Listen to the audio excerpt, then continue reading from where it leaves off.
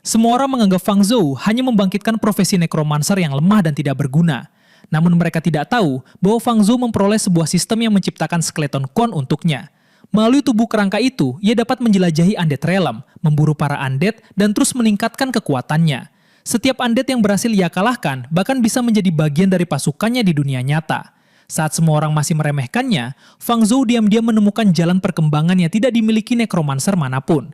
Inilah awal perjalanan seorang nekromancer yang akan menumbangkan seluruh batasan dunia.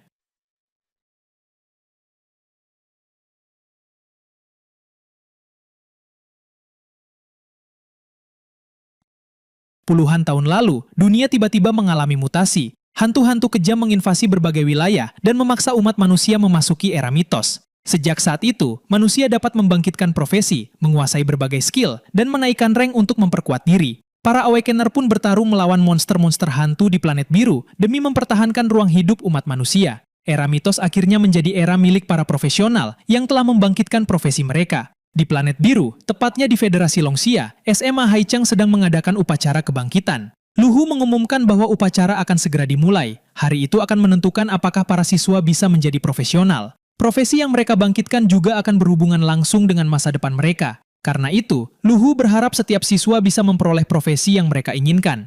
Di tengah kerumunan siswa, Fang Zhou menyadari bahwa hari yang telah lama ia tunggu akhirnya tiba. Setelah bertransmigrasi ke dunia ini bertahun-tahun lalu, kini ia akan menjalani kebangkitan profesi. Tak lama kemudian, Luhu memanggil namanya. Fang Zhou menjawab lalu berjalan maju.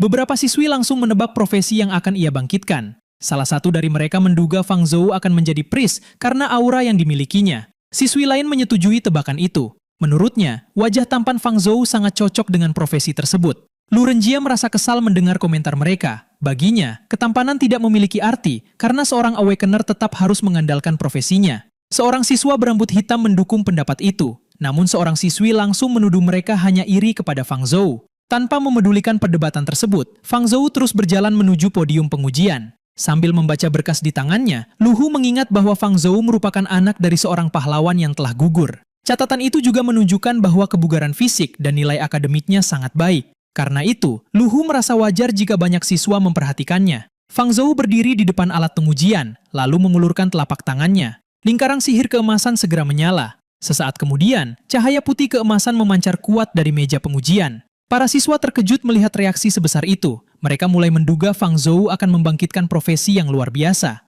Salah satu siswi bahkan semakin yakin bahwa idolanya memang berbeda dari siswa lain. Tiba-tiba, aura hitam menyebar dari telapak tangan Fang Zhou. Luhu merasa Fang Zhou telah memicu fenomena langit dan bumi. Rasa penasarannya terhadap profesi yang akan dibangkitkan anak itu semakin besar. Aura hitam kehijauan terus meluas dan mengelilingi Fang Zhou. Berbagai sosok undead muncul di tengah fenomena kebangkitan tersebut. Di belakangnya, terlihat pula siluet undead berukuran besar. Tak lama kemudian, sistem menyatakan bahwa proses kebangkitan telah berhasil. Profesi yang dibangkitkan Fang Zhou adalah Necromancer. Fang Zhou sempat mempertanyakan profesi yang baru diperolehnya. Namun sebelum ia sempat memikirkannya lebih jauh, suara tawa terdengar dari 3 siswa di dekatnya. Ia pun melirik ke arah mereka. Lu Renjia mengejek Fang Zhou karena telah menimbulkan fenomena sebesar itu hanya untuk membangkitkan profesi Necromancer. Siswa berambut coklat menambahkan bahwa meskipun Necromancer termasuk profesi langka, menurutnya profesi itu berada di posisi terbawah di antara profesi tempur.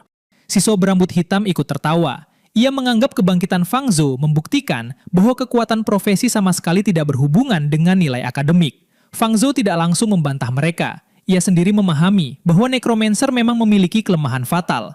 Profesi ini membutuhkan hubungan yang cukup dekat dengan Undead Realm. Namun kehidupan dan kematian saling bertentangan. Sebagai manusia yang masih hidup, Fang Zhou merasa seorang Necromancer akan kesulitan mempelajari Undead Realm secara langsung. Meski begitu, situasinya ternyata berbeda. Sebuah panel sistem muncul di hadapannya. Panel itu menunjukkan bahwa Fang Zhou telah menjadi Necromancer pada rank Apprentice Lower. Atribut Strength, Constitution, dan Agility miliknya berada di angka 1, sedangkan Spirit mencapai angka 2. Pada saat yang sama, sistem memberi selamat karena Fang Zhou telah membangkitkan Undead Realm Experience System. Cahaya hijau berbentuk lingkaran muncul di atas telapak tangannya. Energi hitam kehijauan menyebar di sekeliling cahaya tersebut. Fang Zhou akhirnya sadar, kemampuan curang yang sudah ia tunggu selama 18 tahun akhirnya benar-benar muncul. Sistem menjelaskan bahwa Undead Realm Experience System telah terbuka. Sistem itu secara otomatis menghubungkan Fang Zhou dengan Undead Realm dan menciptakan skeleton clone untuknya. Melalui skeleton klon tersebut, Fang Zhou bisa menjelajahi Undead Realm, memangsa makhluk undead lain, dan menaikkan level agar semakin kuat. Skeleton klon itu juga bisa dipanggil ke dunia nyata. Namun sistem turut memperingatkan bahwa pengalaman di Undead Realm mengandung risiko yang belum diketahui. Fang Zhou menilai sistem tersebut memang dirancang khusus untuk seorang necromancer. Dengan skeleton klon, ia bisa mengalami Undead Realm secara langsung tanpa membawa tubuh manusianya ke sana. Ia kemudian memberikan perintah summon. Sosok skeleton klon terlihat di hadapannya. Fang Zhou pun menyadari bahwa skeleton tersebut merupakan klon miliknya di Undead Realm. Sistem membenarkan kesimpulannya. Sebelum dipanggil ke dunia nyata, Fang Zhou dapat merasuki skeleton klon untuk merasakan dan menjelajahi Undead Realm. Skeleton klon juga dapat memangsa undead lain untuk meningkatkan atributnya sendiri. Selain itu, Fang Zhou bisa memanggil makhluk undead yang telah dibunuh untuk bertarung di dunia nyata. Setelah mendengar penjelasan tersebut, Fang Zhou mulai membayangkan bahwa ia bisa mengumpulkan persediaan makhluk summon yang terus bertambah selama berhasil membunuh cukup banyak undead. Dalam pikirannya, seluruh Undead Realm dapat menjadi tempat berburu baginya. Namun untuk sementara, Fang Zhou memutuskan menunda pengalaman tersebut. Ia lebih dulu memerintahkan sistem agar memanggil skeleton klon langsung ke dunia nyata. Sistem menerima perintahnya dan memulai proses pemanggilan. Lingkaran sihir hijau muncul. Sosok skeleton klon perlahan terbentuk di dalam lingkaran tersebut hingga akhirnya berdiri di dekat Fang Zhou. Fang Zhou merasa puas setelah memastikan bahwa skeleton klon memang bisa dipanggil langsung ke dunia nyata. Dalam penilaiannya, skeleton klon itu merupakan summon terkuat yang ia miliki saat ini. Upacara kebangkitan kemudian berlanjut. Luhu memanggil Bai Xiaochan untuk maju, namun dalam hati ia masih menyayangkan Fang Zhou. Menurutnya, anak itu memiliki potensi bagus, tetapi justru membangkitkan profesi seperti necromancer. Sementara itu, beberapa siswi mendekati Fang Zhou dan memintanya agar tidak patah semangat. Salah satu dari mereka bahkan yakin Fang Zhou masih bisa memperoleh pencapaian legendaris sebagai necromancer. Perhatian mereka kemudian beralih kepada skeleton klon. Mereka bertanya apakah skeleton tersebut merupakan hasil summon Fang Zhou, lalu mulai memuji penampilannya. Pemandangan itu membuat beberapa siswa semakin kesal. Seorang siswa berkacamata hitam tidak mengerti mengapa para gadis masih mengelilingi Fang Zhou setelah ia membangkitkan profesi yang mereka anggap sampah. Siswa berambut coklat juga mengeluh karena Fang Zhou seolah bisa mendapatkan apapun hanya dengan mengandalkan wajahnya. Lu Renjia ikut meremehkan Fang Zhou. Menurutnya, Fang Zhou hanya bisa memanggil skeleton. Skeleton semacam itu tidak mungkin lebih kuat daripada profesi asasin miliknya. Kemudian, Lu Renjia teringat sebuah kabar yang pernah ia dengar. Menurut kabar tersebut, necromancer pemula hanya bisa memanggil beberapa skeleton dalam setahun. Karena itu, Lu Renjia berpikir bahwa menghancurkan skeleton milik Fang Zhou akan menghambat kecepatan leveling lawannya. Saat Fang Zhou berjalan berdampingan dengan skeleton klon, Lu Renjia diam-diam melepaskan Silent Sleeve Arrow ke arah skeleton tersebut. Ia memerintahkan skeleton itu untuk mati.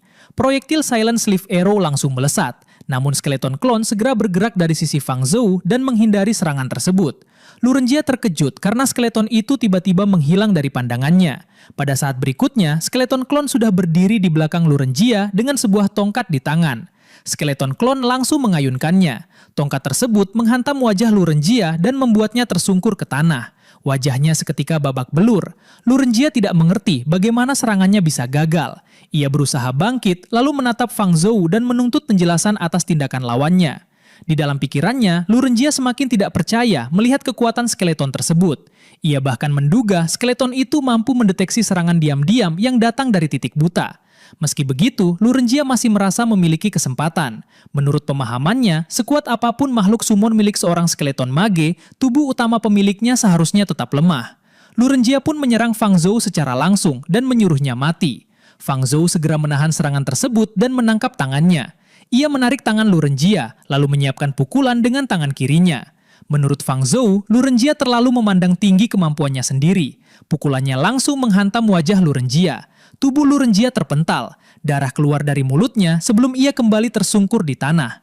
Para siswa yang menyaksikan kejadian itu terlihat terkejut. Fang Zhou tidak tertarik melanjutkan pertarungan. Ia menganggap semua itu membosankan, lalu memilih pergi. Skeleton klon segera mengikutinya. Sementara itu, para siswa dan siswi yang berada di sana mulai bertepuk tangan. Setelah Fang Zhou menjauh, Lu Hu datang dan menanyakan penyebab keributan tersebut. Seorang siswi menjelaskan bahwa Lu Renjia baru saja mencoba menyerang Fang Zhou secara diam-diam, tetapi malah dikalahkan. Siswi lain menambahkan bahwa Fang Zhou menjatuhkannya hanya dengan satu pukulan. Seorang siswa juga mulai mempertanyakan anggapan bahwa tubuh utama necromancer selalu lemah. lemah. Baginya, kekalahan itu menunjukkan bahwa Lu Renjia bahkan tidak mampu mengalahkan Fang Zhou dalam pertarungan langsung. Dua teman Lu Renjia kemudian membantunya berdiri dan memapahnya pergi. Meski wajahnya sudah babak belur, Lu Renjia masih sempat mengancam Fang Zhou agar menunggu pembalasannya. Fang Zhou sendiri terus berjalan hingga menemukan sebuah sudut sepi di gedung sekolah. Ia menilai tempat itu cukup aman dari gangguan orang lain. Setelah memastikan keadaan di sekitarnya, Fang Zhou memanggil sistem. Kini ia ingin mulai mengalami Undead Realm. Sistem menanyakan apakah ia benar-benar ingin memulai pengalaman tersebut. Fang Zhou menilai pengalaman di Undead Realm dapat membantunya memahami dunia itu dengan lebih baik. Menurutnya, pemahaman tersebut merupakan hal yang wajib dimiliki seorang necromancer. Ia juga berharap dapat memangsa makhluk undead lain untuk meningkatkan kekuatannya. Namun Fang Zhou tetap mempertanyakan apakah semuanya akan berjalan semulus yang ia harapkan. Makhluk-makhluk di Undead Realm sangat berbahaya. Ia belum tahu apakah dirinya akan menjadi pemburu atau justru menjadi mangsa. Meski memahami risikonya, Fang Zhou merasa imbalan yang bisa diperoleh tetap sepadan dengan bahaya tersebut. Ia akhirnya memerintahkan sistem untuk memulai pengalaman Undead Realm. Sistem menerima perintah itu dan memintanya menunggu sebentar. Asap hitam mulai menyelimuti tubuh Fang Zhou. Dalam pikirannya, ia telah menunggu sistem tersebut selama 18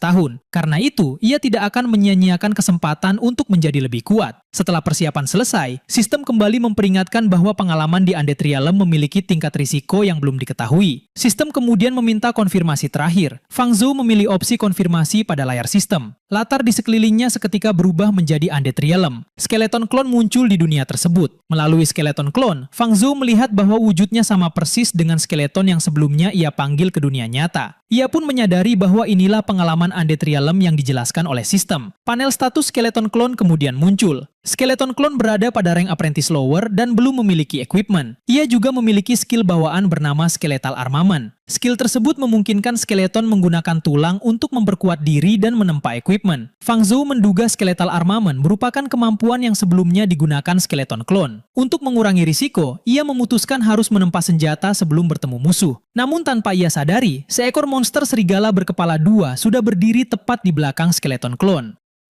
Serangan itu datang lebih cepat dari perkiraan Fang Zhou. Undead Realm ternyata jauh lebih berbahaya daripada yang ia bayangkan. Sebuah tangan tengkorak tiba-tiba muncul dari dalam tanah dan mencengkeram kaki kanan skeleton klon. Fang Zhou tersentak. Pada saat yang sama, serigala berkepala dua di hadapannya sudah bersiap menyerang. Skeleton klon segera mengangkat kaki kanannya. Skeleton yang mencengkeramnya ikut terangkat dari tanah.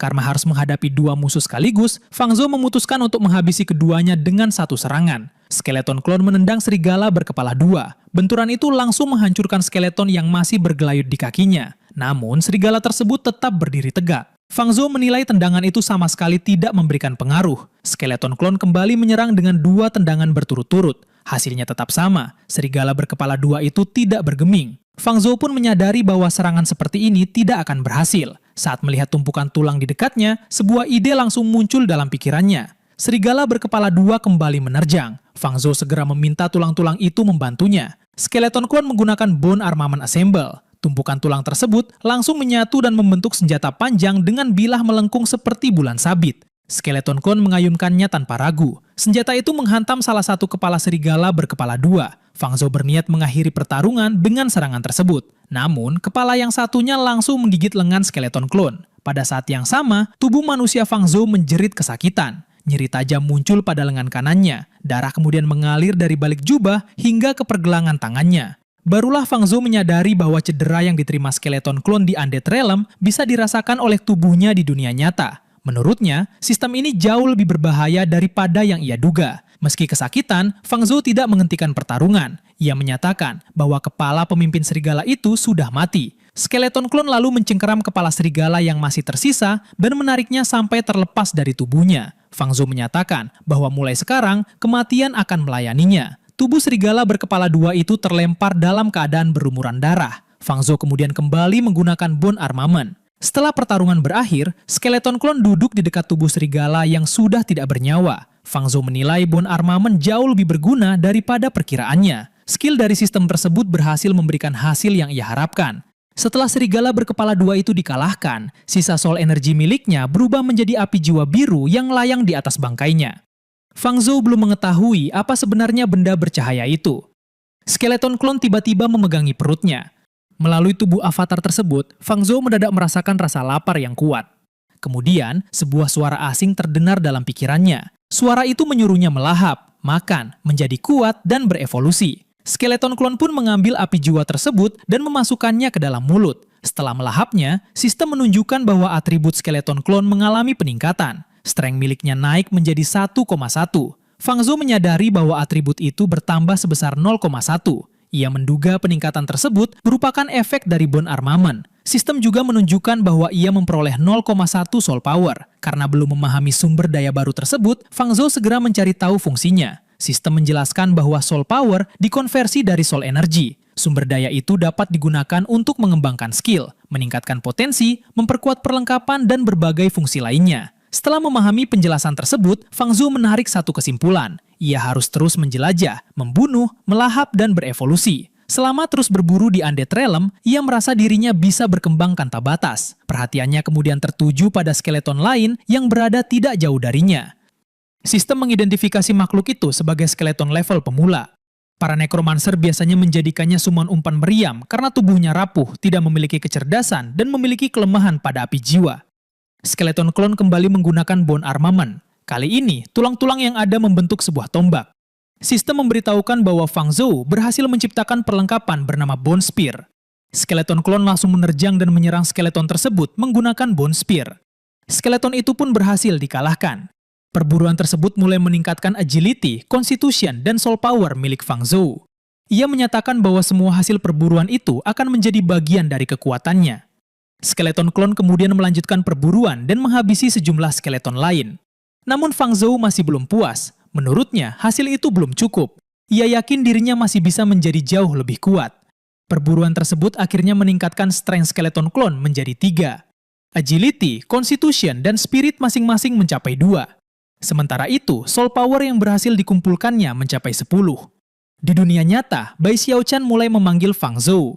Namun Fang Zhou belum langsung merespons. Kesadarannya masih tertuju pada skeleton klon di Undead Realm. Ia baru tersadar setelah Bai Xiaochan kembali memanggil namanya. Fang Zhou kemudian bertanya mengapa Bai Xiaochan berada di sana. Namun perhatian Bai Xiaochan justru tertuju pada tangannya yang terluka. Bai Xiaochan mengira Fang Zhou sengaja melukai dirinya sendiri karena kecewa dengan profesi yang ia dapatkan. Ia memperingatkannya agar tidak melampiaskan emosi dengan cara seperti itu. Fang Zhou hanya terdiam. Bai Xiaochan telah salah memahami situasinya sepenuhnya. Namun ia tidak mungkin menjelaskan apa yang sebenarnya terjadi. Fang Zhou pun memutuskan bahwa lain kali saat menjelajahi Undead Realm melalui skeleton klon, ia harus mencari tempat yang lebih sepi. Ia lalu menjelaskan bahwa luka tersebut hanyalah goresan kecil yang terjadi tanpa sengaja. Namun Bai Xiaochan masih meragukan penjelasannya. Fang Zhou mencoba menghindari pembicaraan itu dan mulai melangkah pergi. Ia mengingatkan Bai Xiaochan bahwa kelas meditasi hampir dimulai dan mereka harus segera kembali. Bai Xiaochan pun baru teringat soal kelas tersebut. Namun Fang Zhou tiba-tiba menutup mulutnya dengan telapak tangan. Melihat hal itu, Bai Xiaochan kembali merasa khawatir. Karena Fang Zhou sebelumnya terus mengaku baik-baik saja, ia menawarkan diri untuk mengantarnya ke UKS. Fang Zhou tetap bersikeras bahwa kondisinya tidak bermasalah. Namun dalam pikirannya, ia mulai menyadari bahwa pengalaman di Undead Realm ternyata ikut memengaruhi tubuh fisiknya. Sistem kemudian memberikan peringatan. Fang Zhou telah menghabiskan terlalu banyak waktu di Undead Realm pada hari itu. Sistem memintanya untuk memperhatikan kondisi tubuh fisiknya. Peringatan itu langsung membuat Fang Zhou terkejut. Saat memeriksa statusnya, ia menemukan bahwa atribut tubuh manusianya juga mengalami peningkatan. Strength miliknya kini mencapai 1,2. Sementara itu, Constitution, Agility, dan Spirit masing-masing meningkat menjadi 1,1. Daftar skill miliknya juga menampilkan Summon Skeleton dan Skill Deduction. Perhatian Fang Zhou langsung tertuju pada Skill Deduction. Bai Xiaochan yang masih berada di dekatnya kembali bertanya apakah ia benar-benar baik-baik saja. Namun Fang Zhou terus memperhatikan skill baru tersebut. Ia mulai menduga bahwa skill deduction mungkin bisa membuatnya menciptakan skill sendiri, seperti orang-orang yang menurutnya telah awaken pada tingkat tertinggi. Di gedung pengajaran SMA Haicheng, para siswa mulai mengikuti kelas meditasi di ruang kelas mereka. Seorang guru bernama Shen Hongyu berdiri di depan kelas sambil memegang tongkat. Aura kuning keluar dari ujung tongkat itu, lalu menyebar ke seluruh ruangan.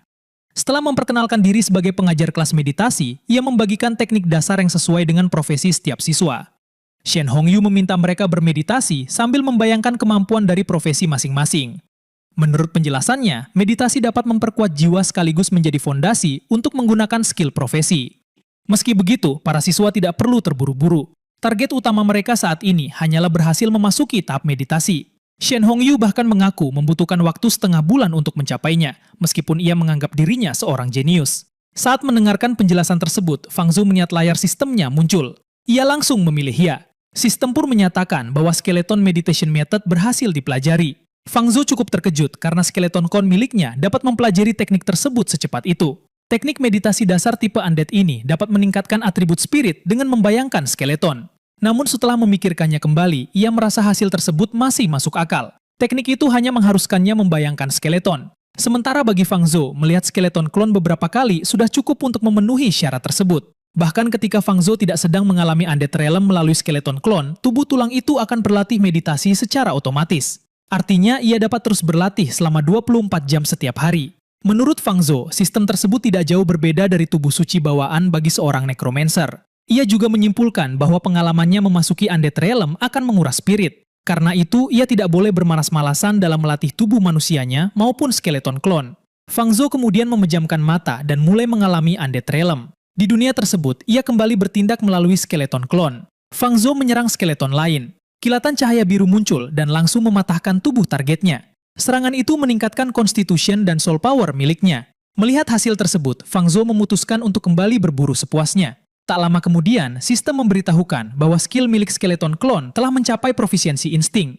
Skill itu sekarang dapat digunakan sebagai bahan untuk mengidentifikasi skill yang belum diketahui bagi tubuh utama. Prosesnya diperkirakan membutuhkan 10 poin soul power. Barulah Fang Zhou menyadari bahwa proses identifikasi yang pernah disebutkan sistem harus dilakukan di undead realm. Tanpa membuang waktu, ia langsung memulainya. Sistem mulai melakukan analisis. Setelah proses tersebut selesai, skill deduction dinyatakan berhasil dan menghasilkan skill baru bernama Bone Javelin. Bone Javelin merupakan skill tingkat apprentice dengan profisiensi proficient. Skill ini dapat meluncurkan serangan yang menghasilkan physical damage penembus pertahanan sekaligus death energy damage. Jumlah, kekuatan, dan jangkauan serangannya bergantung pada atribut spirit serta profisiensi skill. Melihat kemampuan tersebut, Fang Zhou merasa Bone Javelin sangat cocok digunakan bersama senjata tulang yang telah ia buat. Sistem lalu menampilkan jalur pengembangan skill yang mencakup Bone Javelin, Bone Shield, Giant Bone Claw, dan Bone Prison. Fang Zhou tidak menyangka sistem tersebut akan memberinya skill tree yang begitu lengkap. Tak jauh dari posisinya, ia melihat skeleton lain berjalan bersama skeleton binatang. Fang Zhou pun merasa perlu mengumpulkan lebih banyak soul power. Ia segera menggunakan Bone Javelin untuk menyerang salah satu skeleton. Sebuah tulang yang diselimuti aura biru melesat dan langsung menghantam target. Fang Zhou menilai hasil serangannya tidak buruk. Menurutnya, Bone Javelin bahkan lebih kuat daripada skill tingkat pemula seperti Death Missile dan Ray of Enfeeblement. Perburuan itu kembali meningkatkan agility, strength, dan soul power miliknya. Namun kali ini, peningkatan atribut yang ia terima mulai berkurang. Melihat perubahan tersebut, Fang Zhou menduga sistem tidak akan membiarkannya mengumpulkan atribut tanpa batas di tempat yang sama. Menurut penilaiannya, sistem itu sedang memaksanya memasuki wilayah undead realm yang lebih dalam dan lebih berbahaya. Meski begitu, selama ia masih bisa memperoleh Bone Essence, Fang Zhou berniat terus melahap undead tingkat rendah di sekitarnya. Sementara itu, tubuh manusia Fang Zhou masih duduk di dalam kelas. Tanpa sadar, ia mulai terkekeh sendirian. Shen Hongyu yang melihat tingkat tersebut segera menghampiri dan menyentuh bahunya untuk menyadarkannya. Ia menegur Fang Zhou karena hanya duduk diam sambil tertawa ketika siswa lain sedang berusaha keras memasuki meditasi. Lu Renjia langsung menyela. Ia mengaku tahu penyebabnya dan menduga Fang Zhou pasti gagal melakukan meditasi. Seorang siswa meragukan tuduhan tersebut. Menurutnya, pemilik profesi langka seharusnya mendapatkan hasil meditasi yang lebih baik. Namun siswa lain membalas bahwa hasil meditasi tetap bergantung pada jenis profesi langka yang dimiliki. Fang Zhou hanya diam dan tidak menanggapi mereka. Siswa lain kemudian berpendapat bahwa hampir tidak ada orang yang awaken sebagai necromancer. Ia juga pernah mendengar bahwa skeleton meditation method masih belum rampung. Karena itu, menurutnya, wajar jika Fang Zhou kesulitan memasuki keadaan meditasi. Shen Hongyu mengaku memahami bahwa meditasi memang sulit bagi profesi Fang Zhou, namun ia tetap menasihatinya agar tidak menyerah. Menurutnya, jika Fang Zhou tidak mau berusaha, kelas tersebut hanya akan terbuang sia-sia. Shen Hongyu lalu meminta Fang Zhou melihat kerja keras Lu Renjia. Dalam 1 jam pelajaran, Lu Renjia sudah berhasil membayangkan cara memegang pedang. Lu Renjia merendah dengan mengatakan bahwa Shen Hongyu terlalu memujinya. Ia mengaku baru menguasai sekitar sepertiga dari teknik meditasi tersebut. Menurut penilaiannya, kecepatan latihannya hanya setara dengan seorang jenius biasa. Sambil melirik Fang Zhou, Lu Renjia merasa lawannya sekarang pasti sudah memahami perbedaan antara necromancer dan profesi lain. Namun Fang Zhou justru meremehkan pencapaian tersebut. Menurutnya, kecepatan seperti itu memang sangat biasa. Ucapan tersebut membuat Lu Renjia langsung bangkit dari kursinya. Ia membalas bahwa Fang Zhou bahkan belum bisa memasuki meditasi. Karena itu, Fang Zhou seharusnya melihat keadaannya sendiri sebelum mencoba menggertak orang lain. Tiba-tiba, aura gelap menyebar dari tubuh Fang Zhou. Lu Renjia langsung tersentak. Fang Zhou hanya memintanya mundur. Xian Hongyu segera menegur Lu Renjia dan menyuruhnya kembali fokus pada latihan. Setelah itu, ia mempertanyakan tindakan Fang Zhou. Xian Hongyu mengingatkan bahwa kelas meditasi digunakan untuk mempelajari meditasi. Jika Fang Zhou sedang marah, ia harus menyimpannya untuk kelas praktikal combat. Fang Zhou menjelaskan bahwa ia hanya ingin Lu Renjia mundur sedikit agar dirinya bisa menunjukkan proses meditasinya kepada Xian Hongyu. Pernyataan tersebut langsung mengejutkan para siswa. Salah satu dari mereka tidak menyangka Fang Zhou ternyata sudah berhasil melakukan meditasi. Namun Lu Renjia tetap meremehkannya. Menurutnya, keberhasilan itu tidak berarti apa-apa. Ia yakin Fang Zhou bahkan belum menyelesaikan 1/10 dari tingkat pemula. Fang Zhou kemudian menunjukkan skeleton meditation method. Aura yang kuat seketika menyebar ke seluruh ruang kelas. Para siswa langsung terkejut. Lu Renjia hanya bisa ternganga, sementara Xian Hongyu tidak percaya Fang Zhou berhasil mencapai tingkat pemula dari skeleton meditation method hanya dalam waktu 1 jam. Fang Zhou lalu membandingkan kecepatannya dengan seorang jenius biasa. Dengan nada mengejek, ia menilai dirinya seharusnya 1 juta kali lebih hebat. Pada saat itu, Lu Hu yang menjadi instruktur kelas tempur memasuki ruangan. Setelah melihat perkembangan meditasi para siswa, ia menilai hasil mereka sudah cukup bagus. Karena itu, Lu Hu memutuskan untuk mengadakan ujian pada hari berikutnya. Keputusan tersebut langsung mengejutkan seluruh kelas. Seorang siswa tidak menyangka kelas praktikal combat akan dimulai secepat itu. Siswa lainnya mengaku bahkan belum memahami dasar-dasar teknik meditasi. Namun Lu Renjia justru melihat ujian tersebut sebagai sebuah kesempatan. Menurutnya, kelas praktikal combat sangat berbeda dari kelas meditasi. Pertarungan merupakan bidang keahliannya. Karena itu, ia ingin melihat bagaimana Fang Zhou yang ia anggap sebagai mage lemah akan kembali bersikap sok hebat di hadapannya. Setelah menguasai skeleton meditation method, Fang Zhou bisa menghabiskan lebih banyak waktu di Undead Realm melalui skeleton clone. Ia tentu tidak mau menyia-nyiakan kesempatan itu. Sebelum mental energi miliknya habis, Fang Zhou berniat membunuh lebih banyak Undead. Dengan tombak tulang di tangan, ia mulai memburu para Undead di sekitarnya melalui skeleton clone. Fang Zhou menghabisi mereka satu persatu, lalu terus bergerak mencari target berikutnya. Setelah puluhan Undead tumbang, mental energi miliknya akhirnya hampir terkuras. Pada saat itu, sistem memberitahukan bahwa level Fang Zhou telah meningkat. Sistem juga menawarkan peningkatan untuk skeleton clone. Tanpa ragu, Fang Zhou langsung memilih untuk melanjutkan proses tersebut. Aura hijau segera menyelimuti skeleton clone. Setelah peningkatan selesai, skeleton clone berhasil mencapai apprentice mid-tier. Sistem juga membuatnya otomatis mempelajari skill baru bernama Brutal Strike. Baru kali ini Fang Zhou mengetahui bahwa peningkatan level bisa memberikan skill baru. Berdasarkan deskripsi sistem, Brutal Strike memungkinkan skeleton clone mengerahkan kekuatan besar dalam satu serangan. Damage skill tersebut akan meningkat mengikuti atribut strength dan proficiency skill. Namun Fang Zhou terlalu fokus membaca deskripsi itu. Tanpa ia sadari, mental energi miliknya sudah terkuras. Skeleton clone pun jatuh berlutut sambil memegangi kepalanya. Sementara itu, di lapangan SMA Haicheng, tubuh manusia Fang Zhou duduk di salah satu sudut sambil mengusap kepalanya yang terasa sangat sakit. Ia menyadari bahwa cadangan mental energi miliknya masih terlalu rendah. Bai Xiaochan kemudian menghampirinya dan menanyakan kondisinya. Sejak kelas meditasi, Fang Zhou terus terlihat kesakitan selama seminggu ini. Fang Zhou mengatakan bahwa dirinya baik-baik saja. Ia hanya berlatih terlalu lama setiap hari. Tidak lama kemudian, Lu Renjia datang bersama 2 temannya. Ia kembali mengejek profesi necromancer milik Fang Zhou. Menurutnya, sedikit tambahan latihan meditasi saja sudah membuat Fang Zhou terlihat lemah. Lu Renjia juga menganggap menguasai teknik meditasi bukanlah hal besar. Pada akhirnya, kekuatan sebuah profesi tetap bergantung pada kemampuan pemiliknya. Bai Xiaochan langsung menegur mereka. Fang Zhou tidak pernah melakukan apapun kepada mereka, tetapi mereka terus saja mengganggunya. Lu Renjia berdalih bahwa dirinya hanya mengatakan fakta. Fang Zhou lalu bertanya apakah Lu Renjia ingin dihajar lagi. Pertanyaan itu langsung membuat Lu Renjia marah. Ia menegaskan bahwa dirinya sudah berbeda dibandingkan seminggu yang lalu. Sekarang, ia sudah mempelajari skill dari profesinya. Sambil mengeluarkan belati, Lu Renjia sesumbar bahwa ia hanya membutuhkan satu gerakan untuk menjatuhkan Fang Zhou. Sebelum pertengkaran mereka berlanjut, Lu Hu datang dan memerintahkan mereka untuk berhenti.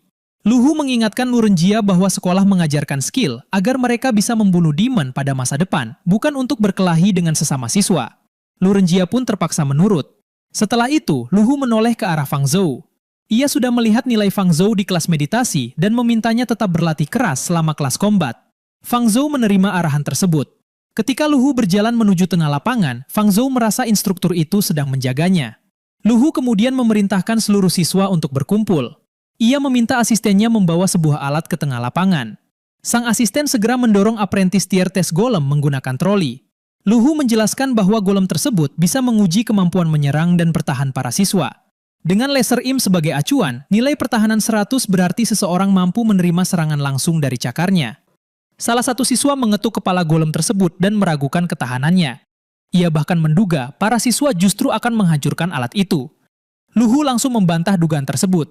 Selama ini, belum pernah ada siswa tahun pertama yang berhasil menghancurkan tes golem.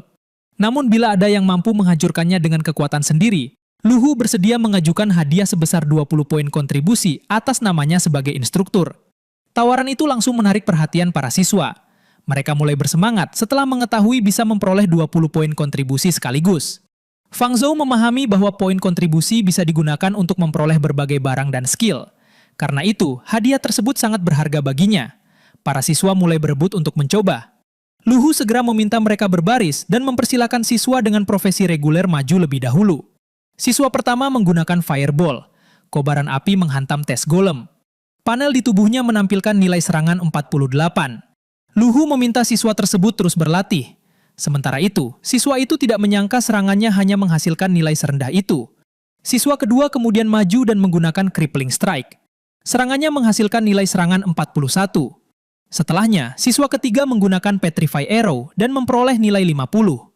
Setelah seluruh siswa dengan profesi reguler selesai mencoba, Luhu meminta para pemilik hidden profesi mulai berbaris. Para siswa dengan profesi reguler terlihat kecewa. Tidak ada satupun dari mereka yang berhasil mencapai nilai 60. Mereka mulai memahami alasan Luhu berani menawarkan hadiah sebesar 20 poin kontribusi. Kini, mereka penasaran dengan hasil yang bisa dicapai para pemilik hidden profesi. Fang Zhou lalu memeriksa sistem miliknya. Saat ini, seluruh serangannya berasal dari skeleton clone. Karena itu, ia bertanya-tanya apakah tes golem bisa menghitung beberapa serangan secara kumulatif. Lu Renjia berjalan melewatinya dan kembali melontarkan ejekan. Melihat Fang Zhou tampak ragu, ia langsung menganggap necromancer itu akan berada di peringkat terakhir. Fang Zhou sama sekali tidak menanggapinya. Lu Renjia kemudian maju menuju tes golem. Ia ingin menunjukkan perbedaan kekuatan mereka setelah berhasil mempelajari skill profesinya. Ia langsung menggunakan Phantom Dagger. Belatinya menghantam tes golem. Panel di dada golem tersebut segera menampilkan nilai serangan 80. Luhu pun mengumumkan hasil Lu Renjia. Dengan bangga, Lu Renjia menyebut nilai tersebut sebagai kekuatan dari hidden profesi Phantom Assassin. Namun Bai Xiaochan mengingatkannya agar tidak terlalu sombong. Lu Renjia bukan satu-satunya siswa yang memiliki hidden profesi. Luhu kemudian memanggil Yevan untuk maju. Saat Yevan berjalan menuju tes golem, beberapa siswa mulai membicarakannya. Mereka mengingat bahwa Yevan memiliki profesi Demon Hunter. Menurut kabar yang mereka dengar, para petinggi sekolah langsung memilih Yevan setelah proses awakening. Sekolah bahkan membentuk tim riset khusus untuknya. Yevan memusatkan pandangannya ke arah tes golem, lalu menggunakan Revenge Strike. Serangannya menghantam golem tersebut dan menghasilkan nilai serangan 65. Beberapa siswa langsung terkejut. Nilai Yevan ternyata hanya sedikit lebih tinggi dibandingkan hasil mereka. Namun Yevan belum selesai. Ia kembali menyerang menggunakan Revenge Combo. Nilai pada tes golem mulai meningkat secara bertahap. Angkanya naik dari 69 menjadi 88, lalu akhirnya mencapai 100. Setelah Yevan menghentikan serangannya, Luhu mengumumkan bahwa kemampuan serangnya berhasil mencapai nilai 100. Melihat hasil tersebut, Fang Zhou tersenyum tipis. Sekarang, ia sudah memastikan bahwa tes golem memang bisa menghitung beberapa serangan secara kumulatif. Yevan membanggakan hasilnya. Dia yakin tidak ada siswa di kelas itu yang mampu melampaui skornya. Lu Renjia menilai hasil tersebut hanya berasal dari serangan combo dan mengaku bisa melakukan hal yang sama. Namun Bai Xiaochan langsung mengingatkan bahwa assassin tidak memiliki serangan combo. Luhu lalu memanggil Bai Xiaochan untuk maju. Bai Xiaochan menyanggupinya dan menarik napas dalam-dalam. Sebagai pemilik hidden profesi, dia tidak mau mempermalukan dirinya sendiri. Dia pun meniupkan udara ke arah apprentice tier tes golem. Setelah serangannya berakhir, Luhu mengumumkan bahwa nilai serangan Bai Xiaochan hanya mencapai 31.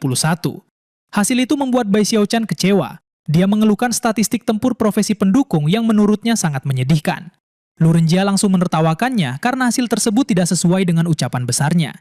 Bai Xiaochan kemudian beralasan bahwa nilai serangannya pasti bisa menembus 80 jika dia bangkit sebagai assassin. Luhu tidak membiarkan perdebatan mereka berlanjut. Dia segera memanggil Gu Ziqiu sebagai peserta berikutnya. Bu Ziqiu maju dan menggunakan Chained Wind Ball. Serangan itu menghasilkan nilai serangan 72. Setelah itu, Zhao Yuan menggunakan Seer Slam dan mencatatkan nilai serangan 69. Chen Yong kemudian maju dengan Warhammer Crash. Kali ini, Luhu mengumumkan nilai serangan sebesar 84. Para siswa mulai membicarakan hasil pengujian tersebut. Salah satu dari mereka mengeluh karena nilai serangan semua orang lebih tinggi darinya. Meski begitu, belum ada seorang pun yang mampu mencapai angka 100. Siswa lain menilai hasil itu cukup disayangkan. Menurutnya, nilai serangan 100 saja belum tentu mampu menghancurkan golem tersebut. Karena itu, dia menduga hadiah poin kontribusi dari Luhu tidak akan jatuh kepada siapapun. Namun seorang siswa mengingatkan bahwa masih ada satu pemilik hidden profesi yang belum menjalani pengujian. Peserta terakhir adalah Fang Zhou, seorang necromancer. Lu Renjia langsung meremehkan harapan mereka. Menurutnya, Fang Zhou mungkin tidak akan sanggup mencapai nilai serangan 10. Seorang siswa ikut menertawakannya. Lu Renjia bahkan mengejek bahwa skeleton milik Fang Zhou belum tentu bisa berdiri. Fang Zhou yang berada tepat di belakangnya lalu bertanya apakah Lu Renjia benar-benar yakin dirinya tidak akan mendapatkan hadiah 20 poin kontribusi tersebut. Lu Renjia tertawa dan menerima tantangan itu. Dia bersumpah akan memakan seluruh golem uji di tempat jika Fang Zhou benar-benar mampu menghancurkannya. Fang Zhou hanya tersenyum. Dia memastikan bahwa Lu Renjia sendiri yang telah mengucapkan janji tersebut. Tanggapan itu justru membuat Lu Renjia kebingungan. Sebelum memulai pengujian, Fang Zhou meminta semua orang mundur. Lu Renjia kembali mengejeknya. Dia menduga Fang Zhou hanya takut semua orang melihat hasilnya yang menyedihkan lalu menertawakannya. Fang Zhou membantah dugaan itu. Aura hijau mulai menyelimuti tubuhnya saat dia bersiap menggunakan skill. Dia menjelaskan bahwa skill miliknya membutuhkan ruang yang cukup luas. Beberapa skeleton mulai muncul di belakang Fang Zhou. Jumlah mereka terus bertambah hingga mencapai 10. Para siswa langsung terkejut. Mereka tidak menyangka Fang Zhou mampu memanggil 10 skeleton sekaligus. Berdasarkan pemahaman mereka, necromancer pemula yang baru bangkit seharusnya hanya mampu memanggil 2 skeleton. Salah satu siswa bahkan menduga Fang Zhou mungkin sudah mencapai rank Iron. Luhu juga terkejut melihat jumlah tersebut. Dalam penilaiannya, Su Xinyan yang dianggap sebagai necromancer jenius terhebat dalam sejarah hanya mampu memanggil 5 skeleton ketika pertama kali bangkit. Hal itu membuat Luhu bertanya-tanya apakah bakat Fang Zhou benar-benar telah melampaui Su Xinyan. Sementara itu, Fang Zhou justru merasa lega karena masih menahan sebagian kemampuannya. Menurutnya, dia akan menarik perhatian yang jauh lebih besar jika menunjukkan seluruh kekuatannya. Fang Zhou lalu memerintahkan 10 skeleton tersebut untuk maju. Mereka langsung bergerak menuju golem uji. Kecepatan mereka membuat salah satu siswa kembali terkejut. 10 skeleton itu menyerang dari berbagai arah. Angka pada papan skor naik secara bertahap. Dari 30 menjadi 45, lalu 60, sebelum akhirnya berhenti di angka 65. Beberapa siswa menganggap hasil tersebut cukup mengesankan, meski nilai serangannya tidak terlalu tinggi. Siswa lain menilai angka 65 sudah cukup bagus. Banyak warrior bahkan belum tentu mampu mencapai nilai tersebut. Namun siswa lainnya justru semakin meremehkan Fang Zhou. Menurutnya, necromancer memang lemah karena membutuhkan begitu banyak skeleton hanya untuk menghasilkan nilai serangan sebesar itu. Lu Renjia dan temannya ikut tertawa. Lu Renjia mengejek Fang Zhou karena hanya memperoleh nilai 65. Temannya lalu menambahkan bahwa rata-rata nilai serangan setiap skeleton bahkan tidak mencapai 10. Fang Zhou meminta mereka tetap tenang karena pengujiannya baru saja dimulai. Lu Renjia tidak memahami maksudnya. Dia mengira Fang Zhou hanya ingin mengeluarkan usaha terakhir. Fang Zhou kembali mengangkat tangannya. Karena 10 skeleton dianggap belum cukup, dia meningkatkan jumlahnya menjadi 20. Para siswa langsung tersentak. Mereka baru menyadari bahwa sejak awal Fang Zhou memang menahan diri. Beberapa dari mereka bahkan mempertanyakan apakah pernah ada necromancer sekuat itu dalam sejarah. Bai Xiaochan sendiri yakin Fang Zhou pasti mampu melakukannya. 20 skeleton itu kembali bergerak. Mereka mengepung golem uji, lalu menyerangnya dari berbagai arah. Angka pada papan skor terus berubah. Beberapa bagian tubuh golem mulai patah. Serangan mereka kemudian memicu ledakan besar. Golem uji itu hancur. Pecahannya terlempar ke udara dan berhamburan di sekitar tempat pengujian. Para siswa kembali tersentak. Mereka akhirnya menyadari bahwa nilai serangan Fang Zhou tidak berhenti di angka 65. Serangannya telah menembus batas atas golem tersebut. Mereka semakin sulit mempercayainya karena Fang Zhou baru saja bangkit. Salah satu siswa bahkan menilai Fang Zhou sudah tidak seperti manusia biasa. Lu Renjia hanya bisa terpaku. Beberapa pecahan golem jatuh di dekat kakinya. Di sampingnya, papan skor menunjukkan angka 999. Dia sama sekali tidak memahami bagaimana hal seperti itu bisa terjadi. Fang Zhou mengambil potongan kepala golem dan menyodorkannya kepada Lu Renjia. Dia menagih janji Lu Renjia dan menyuruhnya memakan pecahan tersebut. Lu Renjia mulai tergagap, tubuhnya pun gemetar. Fang Zhou lalu mengatakan bahwa Lu Renjia tidak harus memakannya. Sebagai gantinya, dia memerintahkan Lu Renjia untuk menghilang dari pandangannya selamanya. Lu Renjia akhirnya pergi menjauh. Namun sebelum benar-benar meninggalkan tempat itu, dia mengancam akan membalas penghinaan yang baru saja diterimanya. Setelah Lu Renjia pergi, Bai Xiaochan segera mendekati Fang Zhou. Dia memuji kekuatan Fang Zhou dan ingin mengetahui cara latihannya. Bai Xiaochan bahkan meminta Fang Zhou mengajarkan metode tersebut kepadanya. Fang Zhou hanya menjawab bahwa dia melakukan latihan meditasi biasa. Lu Hu kemudian memuji hasil pemujiannya. Menurutnya, kemampuan Fang Zhou benar-benar telah membuka matanya hari itu. Fang Zhou merendah dan mengatakan bahwa Lu Hu terlalu memujinya. Lu Hu lalu memegang bahu Fang Zhou. Dia menjelaskan bahwa sekolah akan membuat daftar siswa bibit yang menjadi fokus pembinaan. Lu Hu berjanji akan memastikan nama Fang Zhou masuk ke dalam daftar tersebut. Sementara itu, di tempat lain, kepala sekolah sedang membaca berkas hasil kebangkitan para siswa baru. Laporan tersebut mencatat bahwa sekolah memiliki 10.000 siswa baru. Sebanyak 9.103 siswa berhasil bangkit, sedangkan 897 siswa lainnya gagal. Tingkat keberhasilan kebangkitan tahun itu mencapai sekitar 91%. Dari seluruh siswa yang berhasil bangkit, terdapat 85 pemilik hidden profesi. Beberapa di antaranya adalah Zhao Yuan dengan profesi Earth Knight, Bai Xiaochan dengan profesi Song String, Gu Ziqiu dengan profesi Storm Mage, dan Ye Fan dengan profesi Demon Hunter. Sekolah hanya menyediakan 100 tempat dalam program pembinaan siswa bibit. Kepala sekolah memutuskan bahwa 85 pemilik hidden profesi tersebut bisa langsung masuk ke dalam daftar. Namun perhatiannya kemudian tertuju pada profil Fang Zhou. Begitu melihat profesi necromancer milik Fang Zhou, kepala sekolah menilai profesi tersebut sama sekali tidak memiliki prospek. Karena itu, dia memutuskan untuk mencoret nama Fang Zhou dan mengeluarkannya dari daftar pembinaan.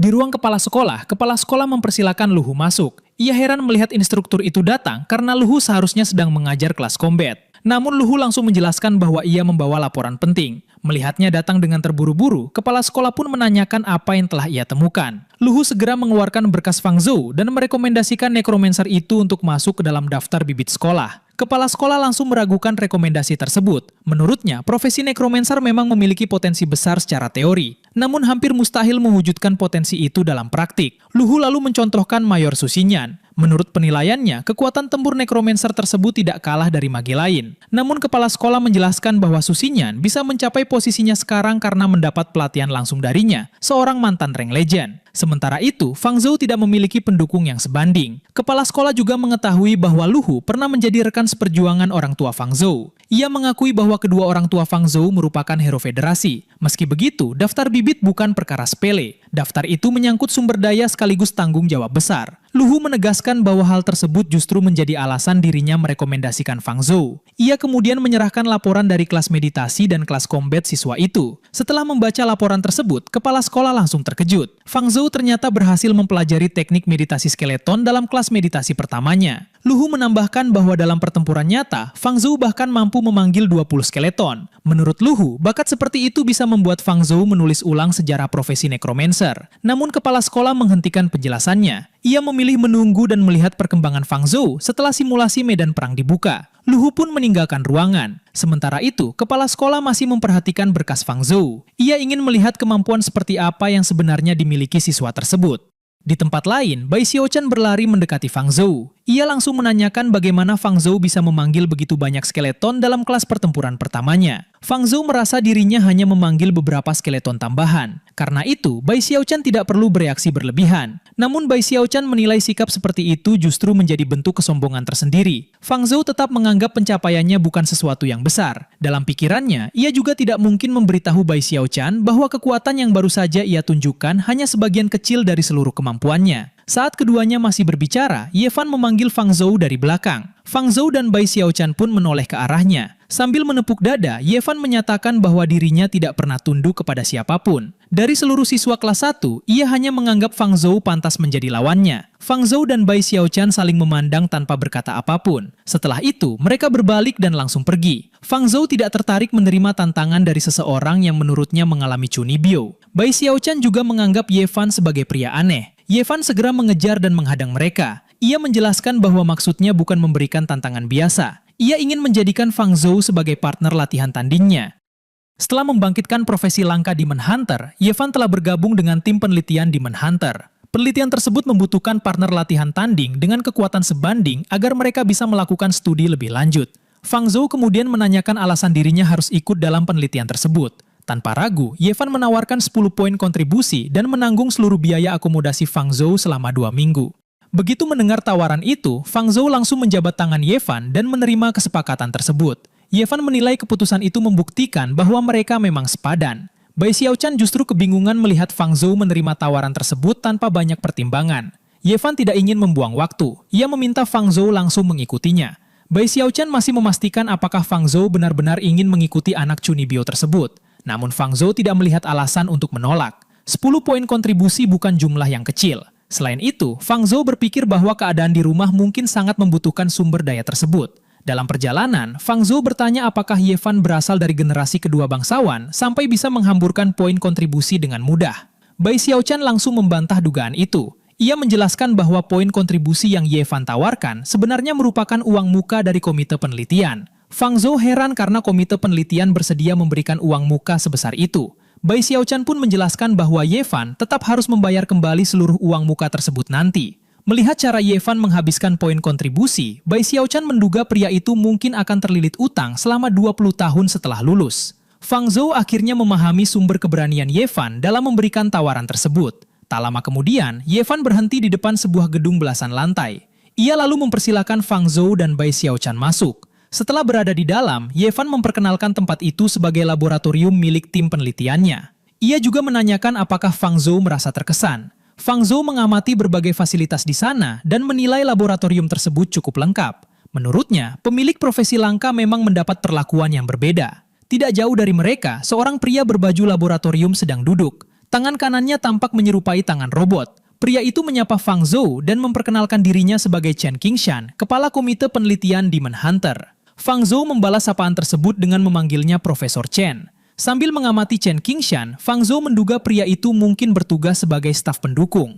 Meski begitu, ia masih bisa merasakan aura seorang asasin garis depan dari pria tersebut. Chen Qingshan dan Ye Fan kemudian berjalan berdampingan menyusuri laboratorium. Fang Zhou dan Bai Xiaochan mengikuti mereka dari belakang. Dalam perjalanan, Chen Qingshan menceritakan kabar terbaru dari Abyssal Sanctum. Berdasarkan informasi yang ia terima, seorang senior Demon Hunter telah mencapai rank legend. Senior itu juga berhasil membunuh Abyssal Lord dan menunjukkan kemampuan tempur yang sangat kuat. Karena itulah, setelah Ye Fan membangkitkan profesi Demon Hunter, Akademi Militer Haicheng langsung memberikan dukungan besar kepadanya. Mereka bahkan membentuk tim penelitian khusus untuk mengembangkan seluruh potensinya. Chen Qingshan kemudian mengatakan bahwa dirinya juga sudah membaca berkas Fang Zhou. Ia menawarkan untuk membentuk tim penelitian kecil bagi Fang Zhou apabila siswa itu tertarik. Fang Zhou langsung menolaknya dengan sopan. Setelah mendengar penjelasan Bai Xiaochan sebelumnya, ia sama sekali tidak ingin menanggung utang selama 20 tahun setelah lulus. Chen Qingshan tidak mempermasalahkan penolakan tersebut. Ia langsung mengajak mereka memulai penelitian praktis. Setelah itu, Ye Fan dan Fang Zhou menuruni tangga menuju arena latihan, sedangkan Chen Qingshan tetap berada di laboratorium. Dari balik kaca besar, ia melanjutkan penjelasannya sambil mengamati mereka. Chen Qingshan mengatakan bahwa arena tersebut sudah dilengkapi pengamanan menyeluruh. Karena itu, Fang Zhou dan Ye Fan bisa bertarung menggunakan kekuatan penuh tanpa perlu merasa khawatir. Untuk memaksimalkan potensi keduanya, Chen Qingshan juga mengizinkan mereka memilih 3 perlengkapan tempur dari gudang senjata. Setelah tiba di arena, Ye Fan langsung mengeluarkan blade bow miliknya. Aura kehijauan muncul dari senjata berbentuk busur besar tersebut. Fang Zhou mulai menganalisis lawannya. Kecepatan dan burst damage Ye Fan sangat efektif untuk menghadapi summon skeleton miliknya. Karena itu, Fang Zhou membuka layar sistem dan memutuskan menggunakan simulasi skill untuk meningkatkan kekuatan tempurnya. Saat menggulir layar sistem, ia melihat pilihan peningkatan untuk summon skeleton, bone shield level 1, dan bone spear throw level 2. Di sisi lain, Ye Fan memberitahu bahwa dirinya baru saja menguasai weapon mastery untuk blade bow. Ia yakin Fang Zhou tetap bukan tandingannya meski mampu memanggil 20 skeleton. Fang Zhou hanya menjawab bahwa kemungkinan itu memang ada. Sambil memegang kain lebar bermotif militer, Fang Zhou mulai mempersiapkan diri. Ia mengikat kain tersebut di lehernya. Pada saat yang sama, aura hijau mulai menyelimuti tubuhnya. Layar sistem menunjukkan bahwa Fang Zhou masih berada pada rank apprentice lower. Teknik meditasi skeleton dan summon skeleton miliknya telah mencapai tingkat mastered. Sementara itu, bone spear throw dan bone shield berada pada tingkat proficient. Fang Zhou kemudian memberitahu Ye Fan bahwa penilaiannya mungkin tidak akan berlaku lagi setelah ia selesai mengalokasikan poin. Sistem lebih dulu menampilkan apprentice staff, tongkat standar produksi massal yang sedikit meningkatkan efektivitas spell. Berikutnya, sistem menampilkan apprentice robe, jubah standar produksi massal yang sedikit mengurangi damage yang diterima. Setelah menyelesaikan seluruh persiapannya, Fang Zhou hanya berharap Ye Fan tidak akan mengecewakannya. Fang Zhou bersiap menjalani latihan tanding melawan Ye Fan. Melihat kepercayaan diri lawannya, Ye Fan mengakui bahwa Fang Zhou memang pantas menjadi rivalnya. Namun ia juga memperingatkan bahwa peningkatan dari tim riset sudah membuat kekuatannya jauh melampaui bayangan Fang Zhou. Begitu pertarungan dimulai, Ye Fan langsung melompat dan bersiap menyerang. Dari balik kaca ruang laboratorium, Chen Qingshan bersama beberapa staf peneliti mengamati pertarungan mereka. Salah satu staf pria penasaran siapa yang akan menang. Staf wanita di sebelahnya langsung memilih Ye Fan. Setelah beberapa kali bertemu dengannya selama 1 minggu terakhir, wanita itu menilai Ye Fan memiliki insting bertarung paling mengerikan yang pernah ia lihat. Namun Lu Hu tiba-tiba muncul dan menyebut kesimpulan mereka terlalu gegabah. Chen Qingshan heran melihat kedatangannya. Lu Hu menjelaskan bahwa 2 murid unggulan di kelasnya sedang menjalani latihan tanding. Sebagai instruktur, ia merasa wajar jika ikut mengamati. Chen Qingshan kemudian bertanya apakah Lu Hu benar-benar mengira Fang Zhou mampu mengalahkan Ye Fan. Sambil membaca laporan Fang Zhou, ia mengakui jumlah skeleton yang bisa dipanggil pemuda itu memang cukup banyak. Meski begitu, menurutnya Fang Zhou tetap seorang mage dengan tubuh yang rapuh. Terlebih lagi, Ye Fan baru saja menguasai skill movement yang sangat kuat sehari sebelumnya. Chen Qingshan yakin kemampuan baru itu akan memberikan kejutan kepada Lu Hu. Di arena, Ye Fan mengayunkan blade bow ke arah Fang Zhou. Fang Zhou menghindar, lalu melompat mundur beberapa langkah. Ia menilai kemampuan bertarung jarak dekat Ye Fan sangat kuat. Karena itu, ia harus mempertahankan jarak sejauh mungkin. Namun Ye Fan memperingatkannya agar tidak merasa aman hanya karena menjauh. Cahaya biru segera menyelimuti tubuh Ye Fan. Cahaya itu berputar dan membentuk ujung yang menyerupai panah. Ye Fan langsung menggunakan Demon Hunting Arrow. Aura hijau menyelimuti tubuh Fang Zhou. Ia memusatkan perhatian, lalu menggunakan Summon Skeleton. Beberapa skeleton langsung muncul di hadapannya. Serangan Ye Fan melesat dan menembus 2 skeleton sekaligus. Ye Fan kembali menggunakan skill yang sama. Kali ini, beberapa garis sinar mengarah langsung ke proses pemanggilan skeleton Fang Zhou. Ia sengaja membidik momen tersebut untuk mengacaukan ritme pemanggilan lawannya. Serangan itu berhasil mengganggu proses summon. Skeleton yang hendak dipanggil Fang Zhou gagal muncul. Fang Zhou segera menyadari proses summon miliknya telah terganggu. Meski begitu, ia kembali menggunakan summon skeleton. Beberapa skeleton bermunculan, tetapi sinar serangan Ye Fan langsung menghantam sebagian dari mereka. Chen Qingshan terus mengamati pertarungan dari balik kaca. Melihat kemampuan kedua pemuda tersebut, ia tidak bisa menahan kekagumannya. Ia mengakui performa Fang Zhou cukup bagus. Bahkan jika pemuda itu nantinya kalah dari Ye Fan, Chen Qingshan tetap bersedia memasukkannya ke dalam daftar bibit. Lu Hu segera mengingatkannya agar tidak merasa senang lebih dulu. Lu Hu menilai Fang Zhou terlihat terlalu tenang dan penuh perhitungan. Ia menduga muridnya itu masih menyimpan kartu as. Di arena, garis sinar Ye Fan kembali menghantam salah satu skeleton milik Fang Zhou. Fang Zhou sadar ia tidak bisa terus menahan kekuatannya. Ia kembali mengaktifkan summon skeleton dan memutuskan untuk bertarung dengan kekuatan penuh. Dalam sekejap, 30 skeleton muncul sekaligus. Chen Qingshan dan para staf peneliti langsung terkejut. Staf pria tadi tidak mengerti bagaimana Fang Zhou, yang baru bangkit beberapa hari lalu, bisa meningkatkan skill miliknya sejauh itu. Lu Hu hanya tersenyum tipis, sedangkan staf wanita di sampingnya terbelalak melihat jumlah skeleton yang muncul. Puluhan skeleton segera bergerak dan mengepung Ye Fan. Meski sudah terkepung, Ye Fan tetap percaya diri. Ia justru menilai Fang Zhou memang harus memiliki kemampuan sebesar itu agar pantas menjadi rivalnya. Ketenangan Ye Fan membuat Fang Zhou semakin waspada. Menurutnya, lawannya pasti masih menyimpan trik lain. Ye Fan kemudian menggunakan Vengeful Strike. Dengan blade bow di tangannya, ia menebas skeleton yang menghalangi jalan satu persatu. 2 skeleton kembali bergerak mendekatinya. Namun, perhatian Ye Fan sudah tertuju kepada Fang Zhou. Ia menilai jarak di antara mereka kini sudah cukup dekat.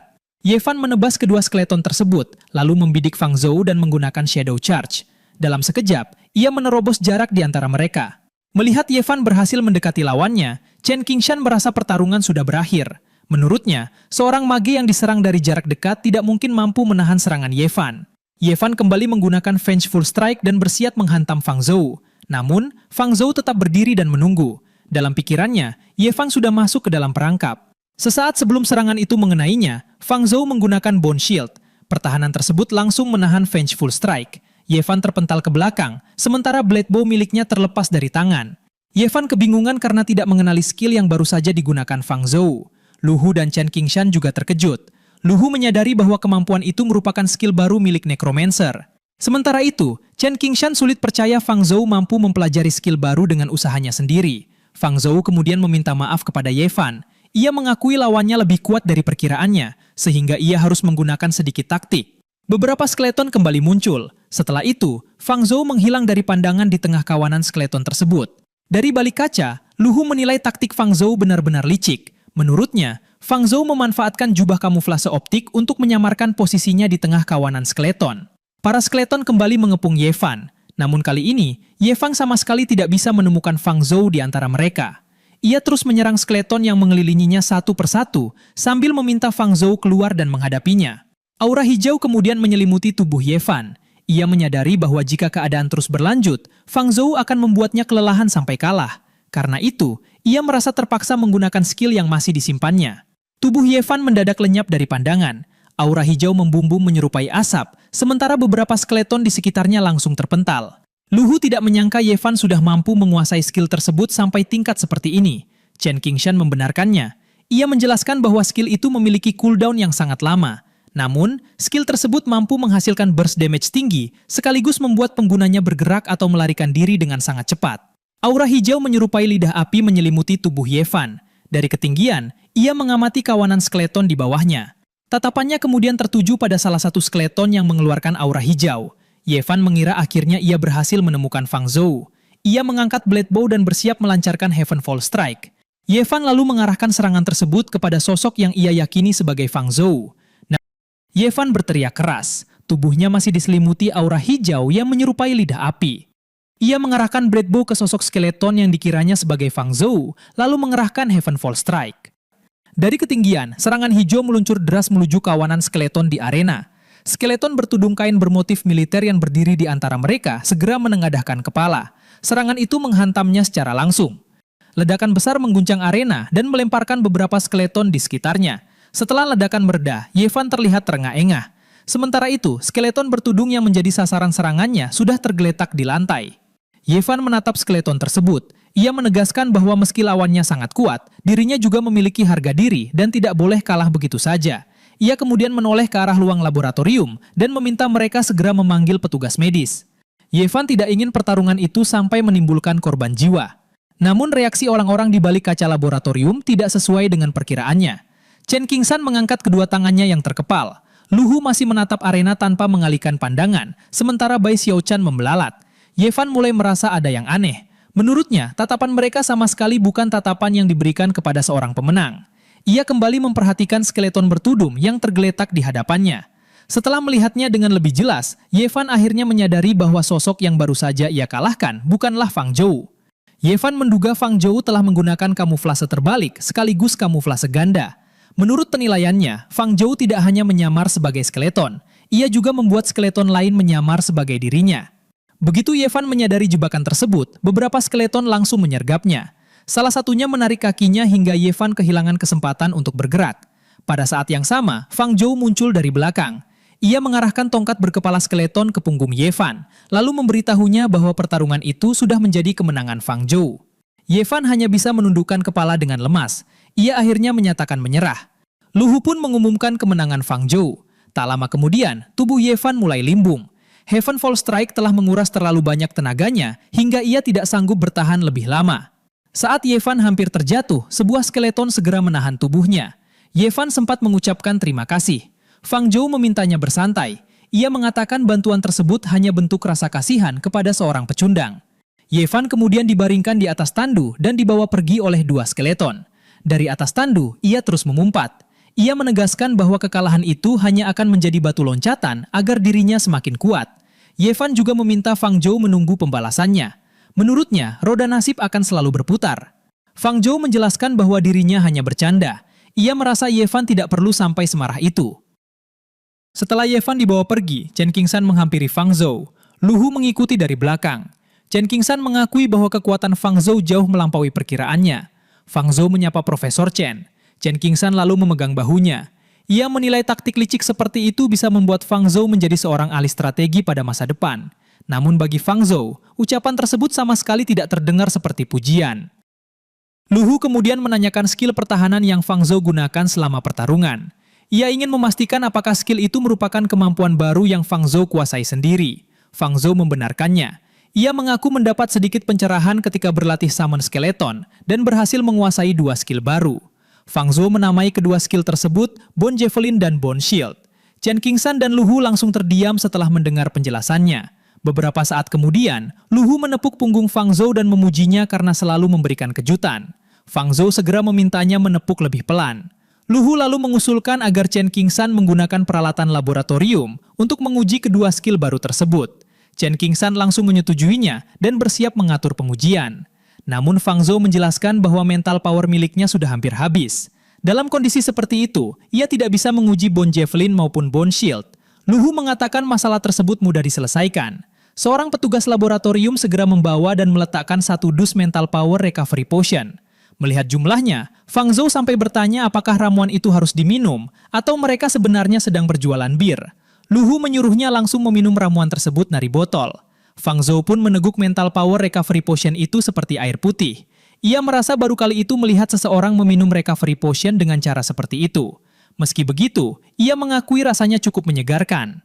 Setelah mental power Fang Zhou pulih, staf laboratorium membawa tes dummy ke tengah arena. Mereka kemudian melaporkan bahwa alat pengujian sudah siap. Lu Hu meminta pengujian segera dimulai dan Fang Zhou menyetujuinya. Lu Hu menjelaskan bahwa prosesnya sama seperti pengujian saat kelas kombat. Fang Zhou hanya perlu menggunakan skill serangannya pada tes dummy. Fang Zhou mengambil posisi, lalu mengaktifkan Bone Javelin. Serangan dari skill tersebut langsung melesat menuju tes dummy. Setelah alat selesai membaca hasilnya, Lu Hu mengumumkan bahwa Bone Javelin menghasilkan nilai serangan sebesar 85. Staf laboratorium pria terkejut melihat hasil setinggi itu. Sementara itu, staf wanita menilai angka tersebut sudah sangat luar biasa bagi seorang siswa yang baru bangkit. Chen Qingshan menambahkan bahwa hal terpenting dari skill itu adalah Fang Zhou dianggap telah menciptakannya sendiri. Setelah pengujian serangan selesai, Lu Hu meminta Fang Zhou bersiap menguji skill defensifnya.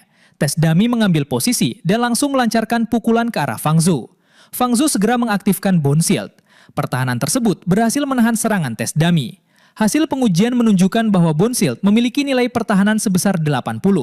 Chen Qingshan mencatat hasil tersebut. Sementara itu, Lu Hu mulai membandingkan kemampuan kedua skill Fang Zhou. Menurut penilaiannya, nilai serangan Bone Javelin sebanding dengan kemampuan Storm Mage, sedangkan nilai pertahanan Bone Shield setara dengan kemampuan Earth Knight. Lu Hu kembali menepuk punggung Fang Zhou. Ia menilai Fang Zhou memang terlahir untuk menjadi Necromancer. Chen Qingshan kemudian mendekat dan menyarankan agar Fang Zhou mendaftarkan Bone Javelin serta Bone Shield ke database skill karena kemampuan keduanya sangat luar biasa. Fang Zhou terdiam saat mendengar nama database skill. Dalam pemahamannya, database skill merupakan pusat pengumpulan skill yang didirikan oleh federasi. Orang-orang dapat menggunakan poin kontribusi untuk menukarkan berbagai skill baru di sana. Chen Qingshan menjelaskan bahwa asosiasi penelitian mereka memiliki akses ke database skill milik federasi. Fang Zhou juga bebas menggunakan fasilitas tersebut kapan saja. Fang Zhou menerima tawaran itu dan meminta bantuan Chen Qingshan. Tak lama kemudian, Fang Zhou dan Lu Hu tiba di depan pintu masuk database skill. Lu Hu menjelaskan bahwa setelah mengunggah skill, Fang Zhou dapat menggunakan poin kontribusi miliknya untuk ditukar dengan skill yang ia butuhkan. Fang Zhou memahami penjelasan tersebut dan berterima kasih kepada instruktur itu. Ia lalu membuka pintu dan masuk sendirian. Saat berjalan semakin dalam, Fang Zhou merasa heran karena ruangan tersebut sangat gelap. Namun, ketika ia tiba di ruang utama, lampu-lampu langsung menyala dan menerangi seluruh ruangan. Di hadapannya berdiri deretan rak yang dipenuhi berbagai buku skill. Melihat jumlah buku di sana, Fang Zhou mulai memahami alasan tempat itu disebut database skill milik federasi. Saat memperhatikan salah satu rak, ia bahkan menemukan banyak skill yang sudah dikenalnya. Di dalam ruangan tersebut, sebuah proyeksi skill berbentuk bola energi ungu melayang di atas pedestal. Setelah proses pendaftaran selesai, sistem mengonfirmasi bahwa Bone Javelin dan Bone Shield telah berhasil didaftarkan. Fang Zhou langsung menerima 200 poin kontribusi. Sistem juga memberitahunya bahwa sebagai penemu kedua skill tersebut, Fang Zhou akan menerima 50% dari biaya penukaran setiap kali orang lain menukarkan Bone Javelin atau Bone Shield pada masa mendatang. Fang Zhou pun menyadari bahwa pendaftaran kedua skill tersebut dapat memberinya penghasilan yang terus mengalir. Setelah itu, ia mulai memeriksa rak-rak buku untuk mencari materi skill yang dibutuhkannya. Dari salah satu rak, Fang Zhou mengambil sebuah buku skill berjudul Skeleton Meditation Method. Saat buku itu berada di tangannya, aura biru kehijauan menyelimuti permukaannya. Fang Zhou menilai berbagai materi skill di tempat tersebut dapat ia gunakan sebagai dasar untuk melakukan lebih banyak skill deduction. Pada saat yang sama, sistem menunjukkan bahwa Fang Zhou memiliki 100 soul power yang dapat digunakan untuk skill deduction. Di ruang database skill, sistem mendeteksi bahwa Skeleton Meditation Method masih dapat ditingkatkan menggunakan soul power. Fang Zhou langsung memilih untuk melanjutkan peningkatan tersebut. Sesaat kemudian, ia merasakan aura kematian yang sangat kuat. Proses peningkatan berhasil. Skeleton Meditation Method pun berkembang menjadi Skeleton Monarch Meditation Method. Teknik baru ini merupakan versi yang telah disempurnakan dari teknik sebelumnya. Kecepatan meditasinya meningkat 100%, sementara seluruh skill tipe undead miliknya ikut diperkuat. Fang Zhou menilai soul power yang ia habiskan tidak terbuang sia-sia. Skeleton Monarch Meditation Method dapat mempercepat peningkatan kekuatannya sekaligus memperkuat skill. Meski begitu, skill sekuat apapun tidak akan berguna jika ia kekurangan mental power untuk menggunakannya. Dalam pertarungan sebelumnya melawan Ye Fan, mental power Fang Zhou hampir terkuras habis. Karena itu, ia kembali menuju rak dan memilih Calm Mind. Fang Zhou menghabiskan 20 poin kontribusi untuk menukarkan buku skill tersebut. Setelah membaca isinya, ia mengetahui bahwa Calm Mind dapat meningkatkan kecepatan pemulihan mental power pengguna profesi tipe magic secara pasif. Saat diaktifkan, skill itu juga mampu memulihkan sejumlah mental power. Sistem kemudian mendeteksi materi di dalam buku skill tersebut. Fang Zhou mendapat pilihan untuk menggunakan 10 soul power agar dapat langsung menguasai Calm Mind pada tingkat beginner. Menurutnya, satu-satunya kekurangan Calm Mind adalah tingkat kesulitannya yang tinggi. Namun, masalah seperti itu tidak berarti baginya. Fang Zhou langsung menyetujuinya. Materi dari buku skill terserap ke dalam tubuhnya. Calm Mind pun berhasil mencapai tingkat beginner. Setelah mencobanya, Fang Zhou merasakan bahwa kecepatan pemulihan mental power miliknya meningkat cukup besar. Ia bahkan menilai bahwa jika harus menghadapi Ye Fan lagi saat itu juga, ia mungkin bisa langsung menenggelamkan lawannya di tengah lautan skeleton. Fang Zhou kemudian menghabiskan 60 poin kontribusi untuk memperoleh Fine Entanglement, Quagmire, Earth Wall, Spiderweb, dan Weakening Ray. Ia belum mempelajari kelima skill tersebut. Fang Zhou hanya membelinya sebagai materi referensi untuk mengembangkan skill lain pada masa mendatang. Namun, menurut pemahamannya, mengandalkan skill saja masih belum cukup. Ia juga membutuhkan equipment yang sesuai dengan rank-nya. Fang Zhou menilai bahwa pada rank-nya saat ini, ia hanya dapat menggunakan equipment grade Grey. Karena itu, ia menghabiskan 40 poin kontribusi untuk menukarkan sejumlah equipment. Fang Zhou lalu melengkapi Apprentice Mage 4-piece set yang terdiri dari Apprentice Mage Hat, Apprentice Necklace, dan 2 Apprentice Ring. Seluruh equipment tersebut memiliki grade Grey dengan kualitas poor quality. Apprentice Mage Hat sedikit meningkatkan batas maksimal mental power. Apprentice Necklace mempercepat pemulihan mental power, sedangkan Apprentice Ring sedikit mengurangi waktu cooldown skill. Efek 4 equipment tersebut juga meningkatkan kecepatan latihan dan peningkatan profisiensi skill sebesar 10%. Fang Zhou merasa puas karena set tersebut dapat mempercepat latihan dan peningkatan profisiensi skillnya. Hasil kunjungannya kali ini memang cukup besar. Ia pun menilai database skill milik federasi benar-benar luar biasa. Saat hendak pergi, Fang Zhou teringat bahwa skeleton clone miliknya juga membutuhkan skill yang sesuai. Menurut penilaiannya, Weapon Specialization, Block, dan Warcry merupakan 3 skill yang perlu dipelajari skeleton clone. Fang Zhou pun menghabiskan 30 poin kontribusi untuk memperoleh ketiga buku skill tersebut. Namun, ia baru mendapatkan buku-bukunya. Skeleton clone masih belum mempelajari satu pun dari ketiga skill itu. Melihat seluruh buku skill di tangannya, Fang Zhou mengakui bahwa database skill memang sangat berguna. Namun, tempat itu juga menghabiskan poin kontribusi dengan sangat cepat. Ia mulai bertanya-tanya apakah kelak masih bisa mendapatkan pekerjaan nyaman sebagai partner latihan tanding. Setelah kembali ke Asosiasi Penelitian Demon Hunter, Fang Zhou berjalan mendekati Chen Qingshan dan Lu Hu. Lu Hu segera menanyakan apakah Fang Zhou telah mempelajari skill baru. Fang Zhou hanya menjawab bahwa hasil yang ia peroleh kali ini cukup bagus. Tiba-tiba, Ye Fan memanggilnya. Ia menyatakan bahwa dirinya masih belum menerima kekalahan sebelumnya. Ye Fan kemudian melemparkan sebotol potion ke arah Fang Zhou. Setelah Fang Zhou menangkapnya, Ye Fan menyuruhnya meminum potion tersebut. Menurut Ye Fan, ia kalah sebelumnya hanya karena belum memahami taktik Fang Zhou. Sekarang, ia yakin dapat mengalahkan Fang Zhou dalam waktu singkat. Fang Zhou justru menanyakan apakah Ye Fan benar-benar ingin menantangnya saat itu juga. Ia baru saja meningkatkan skill miliknya. Namun Ye Fan tetap meremehkannya. Ia menegaskan bahwa dirinya tidak rela berada di bawah siapapun dan akan mengerahkan seluruh kemampuan untuk mengalahkan Fang Zhou. Fang Zhou kemudian melirik Chen Qingshan. Ia menegaskan bahwa pertarungan ini harus dihitung sebagai latihan tambahan. Dengan begitu, ia juga harus mendapatkan tambahan poin kontribusi. Chen Qingshan tidak mempermasalahkannya selama Ye Fan setuju. Lagi pula, Ye Fan sendiri yang harus membayar biaya tersebut. Setelah mendapat persetujuan, Fang Zhou melemparkan kembali potion itu kepada Ye Fan. Ia menyuruh Ye Fan menyimpannya karena lawannya mungkin akan segera membutuhkannya. Ye Fan semakin kesal. Pertarungan pun langsung dimulai. Tanpa menahan diri, Ye Fan mengeluarkan Heavenfall Strike sejak awal. Serangannya meluncur cepat ke arah Fang Zhou. Bai Xiaochan terkejut karena Ye Fan langsung membuka pertarungan dengan skill yang ia sebut sebagai ultimate skill. Sementara itu, Lu Hu menilai bahwa insting bertarung Ye Fan cukup bagus. Menurutnya, menyelesaikan pertarungan secepat mungkin merupakan satu-satunya cara bagi Ye Fan untuk menang. Ia pun menunggu untuk melihat cara Fang Zhou menghadapi serangan tersebut setelah mendapatkan skill baru. Saat serangan Ye Fan semakin dekat, sebuah lingkaran sihir muncul di bawah kaki Fang Zhou. Ia mengangkat tangan kanannya. Sejumlah skeleton mulai bermunculan di sekelilingnya. Awalnya, Bai Xiaochan mengira Fang Zhou hanya kembali menggunakan summon skeleton seperti sebelumnya. Namun jumlah skeleton terus bertambah. Bai Xiaochan segera menyadari bahwa jumlahnya kali ini benar-benar tidak wajar. Puluhan skeleton berbaris di depan Fang Zhou, lalu bergerak maju. Heavenfall Strike menghantam lautan skeleton tersebut dan memicu ledakan besar. Beberapa skeleton hancur dan terpental akibat serangan itu. Asap putih langsung memenuhi arena. Lu Hu terkejut karena kekuatan serangan Ye Fan jauh melampaui sebelumnya. Chen Qingshan menyimpulkan bahwa Ye Fan telah memahami dan meningkatkan Heavenfall Strike melalui pertarungan sebelumnya. Namun, bentuk peningkatan skill tersebut masih belum diketahui. Fang Zhou juga mengakui bahwa kekuatan Heavenfall Strike kali ini jauh lebih besar dibandingkan sebelumnya. Namun, serangan itu masih belum cukup untuk menghentikan seluruh skeleton miliknya. Fang Zhou memberitahu Ye Fan bahwa skill miliknya juga telah bertambah kuat, meski ia menyebut peningkatannya hanya sedikit. Lautan skeleton langsung bergerak menyergap Ye Fan. Melihat puluhan skeleton mengepungnya, Ye Fan mulai panik. Ia hanya mampu memanggil nama Fang Zhou. Para skeleton kemudian menghajar Ye Fan secara bersamaan. Asap tebal kembali menyelimuti arena, sementara Ye Fan meminta mereka agar tidak memukul wajahnya.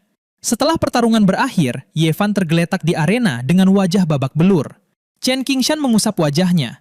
Ia memperkirakan Ye Fan tidak akan mampu menjalani latihan selama seminggu ke depan. Ia kemudian kembali menanyakan apakah Fang Zhou benar-benar tidak berniat mendirikan asosiasi penelitian necromancer. Fang Zhou langsung menolak tawaran tersebut. Dalam pikirannya, jika mereka sampai mengetahui keberadaan sistem miliknya, masalah yang muncul akan semakin merepotkan. Sementara itu, di ruang database skill, seorang perempuan tak dikenal berdiri di depan sebuah pedestal. Sebuah bola energi ungu melayang di atasnya. Perempuan itu terkejut setelah melihat sesuatu di sana. Ia menduga bahwa sebuah skill baru untuk necromancer telah ditambahkan ke dalam database skill. Di dalam database skill, Su Xinyan mengambil 2 skill book dari rak. Ia menghabiskan 20 poin kontribusi untuk menukarkan keduanya. Setelah penukaran selesai, Su Xinyan langsung membaca salah satu buku tersebut. Kedua skill itu bernama Bone Javelin dan Bone Shield. Ia tidak menyangka spell tipe Bone bisa digunakan dengan cara seperti itu. Menurut penilaiannya, orang yang menciptakan kedua skill tersebut benar-benar jenius.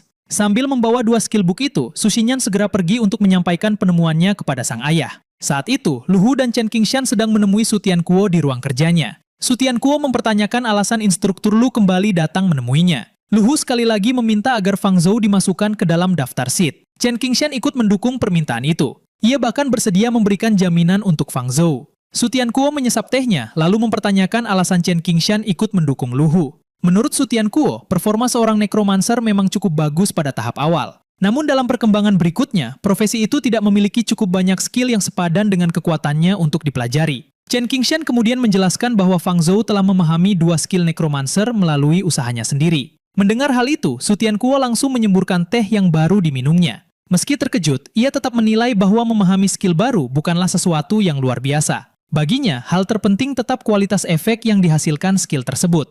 Lu Hu pun mulai menjelaskan kekuatan kedua skill milik Fang Zhou. Namun sebelum ia selesai, Su Xinyan tiba-tiba masuk ke dalam ruangan. Ia memberitahu ayahnya bahwa 2 skill baru untuk necromancer telah muncul di database skill. Su Tianquo segera memastikan apakah kedua skill tersebut memang ditujukan untuk profesi necromancer. Su Xinyan lalu menunjukkan Bone Javelin dan Bone Shield. Ia mengaku sempat mempelajari isi kedua skill book itu. Walau belum menguasainya sepenuhnya, Sushinyan yakin efek kedua skill tersebut sangat luar biasa. Ia kemudian bertanya apakah ayahnya mengetahui orang yang menciptakan Bone Javelin dan Bone Shield. Su Tianquo sempat tidak memahami tujuan pertanyaan putrinya. Sushinyan pun menjelaskan bahwa ia ingin berguru kepada pencipta kedua skill tersebut. Namun Su Tianquo menilai keinginannya itu tampaknya sulit terwujud. Saat Sushinyan menanyakan alasannya, sang ayah menjelaskan bahwa pencipta Bone Javelin dan Bone Shield masih berstatus sebagai siswa. Sementara itu, Fang Zhou sedang duduk bermeditasi di dalam ruang kelas. Ye Fan datang menghampirinya bersama Bai Xiaochan. Seperti sebelumnya, ia kembali menantang Fang Zhou untuk bertarung. Fang Zhou hanya menanggapinya dengan singkat. Ia memastikan apakah Ye Fan benar-benar ingin melawannya lagi, lalu mempertanyakan sudah berapa kali pemuda itu memberikan tantangan yang sama. Fang Zhou bahkan menyuruhnya berlatih lebih keras agar kemampuannya meningkat. Namun Ye Fan menegaskan bahwa hasil pertarungan kali ini pasti akan berbeda. Fang Zhou tetap tidak menunjukkan banyak ketertarikan terhadap keyakinannya itu. Ye Fan kemudian merangkul bahu Bai Xiaochan. Ia mengaku telah mengalami peningkatan kekuatan yang besar berkat bantuan gadis tersebut selama beberapa waktu terakhir. Karena itu, Ye Fan yakin dirinya sudah mampu mengalahkan Fang Zhou. Bai Xiaochan langsung membantah penjelasannya. Ia menegaskan bahwa Ye Fan memperoleh bantuannya setelah berlutut dan memohon di tempat umum. Bai Xiaochan hanya menerima permintaan itu agar orang lain tidak salah paham terhadap situasi mereka. Perhatian Fang Zhou langsung tertuju pada bantuan yang disebut mampu meningkatkan kekuatan Ye Fan. Bai Xiaochan kemudian menjelaskan bahwa beberapa hari sebelumnya, ia memperoleh sebuah skill support saat sedang tidur. Skill itu bernama Lullaby. Lullaby dapat mempercepat pemulihan mental power sekaligus meningkatkan hasil meditasi atau latihan. Namun Bai Xiaochan hanya bisa menggunakannya 3 kali dalam sehari. Ye Fan mengaku rela menghabiskan 2 poin kontribusi setiap minggu agar bisa menggunakan Lullaby. Mendengar hal itu, Fang Zhou terdiam. Dalam hati, ia bertanya-tanya apakah Ye Fan berniat menghabiskan seluruh hidupnya hanya untuk melunasi utang. Ye Fan kembali mengajak Fang Zhou bertarung. Ia tetap yakin kali ini bisa meraih kemenangan. Namun Fang Zhou sudah tidak memedulikan tantangannya. Perhatiannya kini sepenuhnya tertuju pada Lullaby. Jika skill tersebut mampu meningkatkan hasil meditasi dan latihan, Fang Zhou menduga efek yang sama seharusnya juga bisa menjangkau skeleton klon miliknya. Ia pun bangkit dari kursi dan menghampiri Bai Xiaochan. Fang Zhou bertanya apakah Bai Xiaochan bersedia menjual satu penggunaan Lullaby yang masih tersisa kepadanya. Bai Xiaochan langsung menyetujui permintaan itu. Ye Fan kembali memprotes karena Fang Zhou terus mengabaikan tantangannya. Sebagai tanggapan, Fang Zhou menggunakan summon skeleton dan memanggil 3 skeleton panggilan. Ketiga skeleton itu langsung mengepung Ye Fan. Ye Fan memaki Fang Zhou karena merasa telah diremehkan. Fang Zhou tetap tidak memedulikannya. Ia mengalihkan perhatian kepada Bai Xiaochan dan memintanya segera menggunakan Lullaby. Setelah Bai Xiaochan menyetujuinya, Fang Zhou duduk bersila. Bai Xiaochan merentangkan kedua tangannya lalu mengaktifkan Lullaby. Aura kehijauan segera menyelimuti tubuh mereka saat skill tersebut mulai bekerja. Pada saat yang sama, skeleton klon Fang Zhou di Undead Realm juga sedang duduk bersila. Aura hijau yang sama menyelimuti tubuhnya. Sistem menunjukkan bahwa efek Lullaby telah aktif pada skeleton avatar milik Fang Zhou. Melalui skeleton klon tersebut, Fang Zhou memastikan bahwa efek Lullaby benar-benar bisa menjangkaunya hingga ke Undead Realm. Saat itu, skeleton klon telah mencapai Apprentice Top Tier. Weapon Specialization berada pada tingkat Proficient, sedangkan Block dan Warcry sudah mencapai tingkat Master. Skeleton klon kemudian menoleh ke arah sejumlah Undead yang berada tidak jauh darinya. Fang Zhou menganggap para undead di sekitarnya sebagai target yang tepat untuk menguji kemampuan skeleton klon. Salah satu undead berbentuk skeleton mengangkat senjatanya dan bersiap menyerang.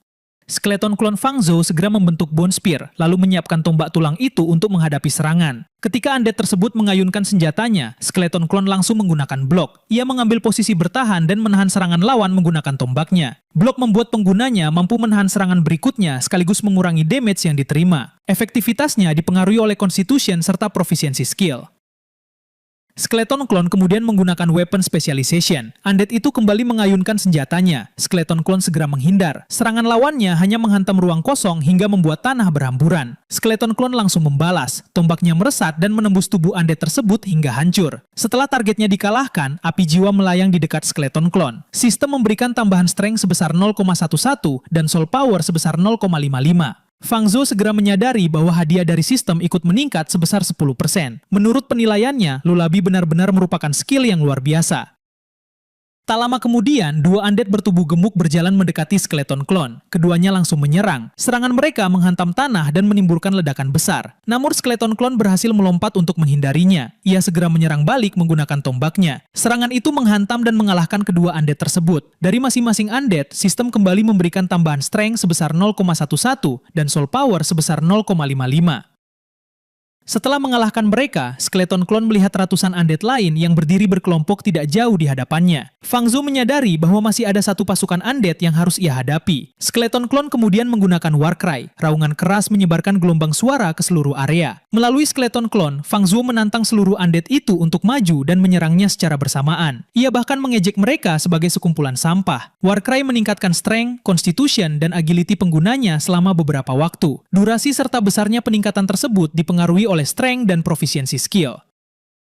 Gelombang suara yang menyebar dari skeleton clone turut menghantam beberapa undead. Setelah sejumlah target dikalahkan, sistem kembali memberikan tambahan strength dan soul power. Ratusan undead yang tersisa segera menyerang skeleton clone Fang Zhou dari berbagai arah. Skeleton clone terus mengeluarkan war cry. Gelombang suara menyapu area di sekitarnya dan mengalahkan sejumlah undead yang mencoba mendekat. Sistem berulang kali memberikan tambahan strength sebesar 0,11 dan soul power sebesar 0,55. Melihat peningkatan yang terus diperolehnya, Fang Zhou menyadari bahwa dirinya masih bisa menjadi semakin kuat. Namun di tengah tulang-tulang undead yang berterbangan, skeleton clone tiba-tiba mengalihkan pandangan ke arah lain. Ia kemudian menengadah. Fang Zhou langsung terkejut dan bertanya-tanya tentang apa yang sedang terjadi. Pecahan tulang tara undead mulai berputar, lalu berkumpul mengitari sebuah bilah pedang besar yang sedang terbentuk. Sesaat kemudian, Bone Angel muncul. Undead raksasa bersayap itu menggenggam pedang besar di tangannya. Ukuran tubuhnya begitu besar hingga skeleton clone Fang Zhou hanya mencapai sekitar setinggi betisnya. Melalui skeleton clone, Fang Zhou menatap makhluk tersebut dengan terkejut. Menurut penilaiannya, sebuah bos baru saja muncul di desa pemula.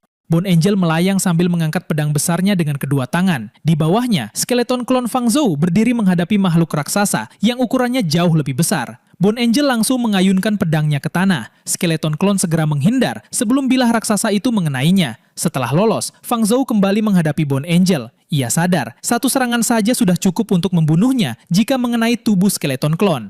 Bertahan tidak akan membawanya kemanapun. Karena itu, Fang Zhou memutuskan untuk menyerang lebih dahulu. Skeleton clone melompat ke atas bilah pedang Bone Angel, lalu berlari di sepanjang permukaannya untuk mendekati makhluk tersebut. Ia segera mengaktifkan war cry. Begitu berada di hadapan Bone Angel, aura kebiruan mengalir di sekitar kedua tangan skeleton clone dan membentuk tombak tulang. Skeleton clone langsung menggunakan shoulder breaking strike untuk menghantam bahu kiri Bone Angel. Serangan itu membuat Bone Angel menjerit. Fang Zhou tidak memberinya kesempatan untuk membalas. Ia segera melanjutkan serangan dengan brutal strike. Setelah itu, skeleton clone menggunakan arm breaking strike. Ia menghantam lengan kiri Bone Angel beberapa kali hingga bagian tersebut rusak parah. Bone Angel kembali menjerit. Makhluk itu memegangi lengan kirinya yang rusak. Pedang besarnya tertancap di tanah, sementara skeleton clone melompat mundur untuk menjaga jarak. Fang Zhou pun bertanya-tanya apa yang akan dilakukan lawannya. Tanpa ragu, Bone Angel melemparkan lengan kirinya yang telah putus. Fang Zhou terkejut melihat makhluk itu membuang lengannya sendiri begitu saja. Sesaat kemudian, sinar kuning memancar dari kedua rongga mata Bone Angel. Dengan tangan kanannya, makhluk itu mengambil kembali pedang besar yang tertancap di tanah, lalu bersiap menyerang. Bone Angel langsung mengayunkan pedangnya. Skeleton clone mencoba menahan bilah tersebut menggunakan tombak tulangnya. Namun, kekuatan ayunan Bone Angel membuatnya terpental jauh. Tubuh skeleton clone menghantam dinding tebing batu hingga membentuk sebuah lubang. Skeleton clone kemudian melompat turun dari dinding. Pada saat yang sama, Bone Angel berjalan perlahan mendekatinya. Fang Zhou merasa beruntung karena sudah menghancurkan salah satu lengan lawannya. Menurut perkiraannya, jika Bone Angel masih memiliki kedua lengan, serangan tadi mungkin sudah menghancurkan seluruh tulang skeleton clone. Pandangan Fang Zhou kemudian tertuju pada tangan kanan Bone Angel. Saat itulah, ia menyadari kelemahan makhluk tersebut. Inti Soul Flame Bone Angel memancarkan cahaya kebiruan dari tangan kanannya. Namun sebelum Fang Zhou sempat bertindak, Bone Angel kembali mengangkat pedangnya. Aura kekuningan mulai menyelimuti seluruh kerangkanya. Fang Zhou kembali bertanya-tanya apa yang hendak dilakukan makhluk itu. Bone Angel tiba-tiba memutar tubuhnya dengan sangat cepat. Putaran tersebut membentuk pusaran angin yang menutupi seluruh tubuhnya. Melihat itu, Fang Zhou langsung menyadari bahwa dirinya berada dalam bahaya. Skeleton clone segera berlari menghindar. Pusaran angin yang dihasilkan Bone Angel menghantam tebing-tebing batu di sekitarnya dan menghancurkannya. Pecahan batu berhamburan ke segala arah. Sambil terus menghindar, Fang Zhou mengamati gerakan lawannya. Menurut kesimpulannya, Bone Angel memanfaatkan gaya sentrifugal dari putaran itu untuk menggantikan kekuatan lengan yang telah hilang. Makhluk tersebut bahkan mampu menghancurkan tebing hanya dengan satu serangan. Masalahnya, selama Bone Angel terus berputar, Fang Zhou tidak dapat membidik titik lemahnya. Bone Angel terus mengejar skeleton klon dalam keadaan berputar. Fang Zhou sampai heran melihat keinginan bertaruh makhluk itu yang begitu besar. Skeleton klon berlari melewati tebing-tebing batu dan bersembunyi di baliknya. Namun, jalur di hadapannya akhirnya terputus. Fang Zhou telah mencapai jalan buntu. Skeleton klon berdiri dari kejauhan sambil menggenggam tombak tulangnya. Perhatiannya terpusat pada pusaran angin kekuningan yang terus mendekat. Fang Zhou sadar, ia harus mempertaruhkan segalanya dalam serangan berikutnya. Menurut perkiraannya, hembusan angin dari pedang Bone Angel saja sudah cukup untuk merobek daging dan memotong tulang. Karena itu, Fang Zhou terus mengamati gerakan lawannya dengan saksama. Sesaat kemudian, kepala tengkorak Bone Angel terlihat di bagian atas pusaran angin. Fang Zhou akhirnya menemukan celah untuk menyerang. Skeleton klon langsung mengaktifkan charge. Ia melesat ke arah Bone Angel dengan tombak mengarah lurus ke depan. Tombak itu menghantam lutut Bone Angel hingga makhluk tersebut menjerit. Fang Zhou kemudian mengejek Bone Angel.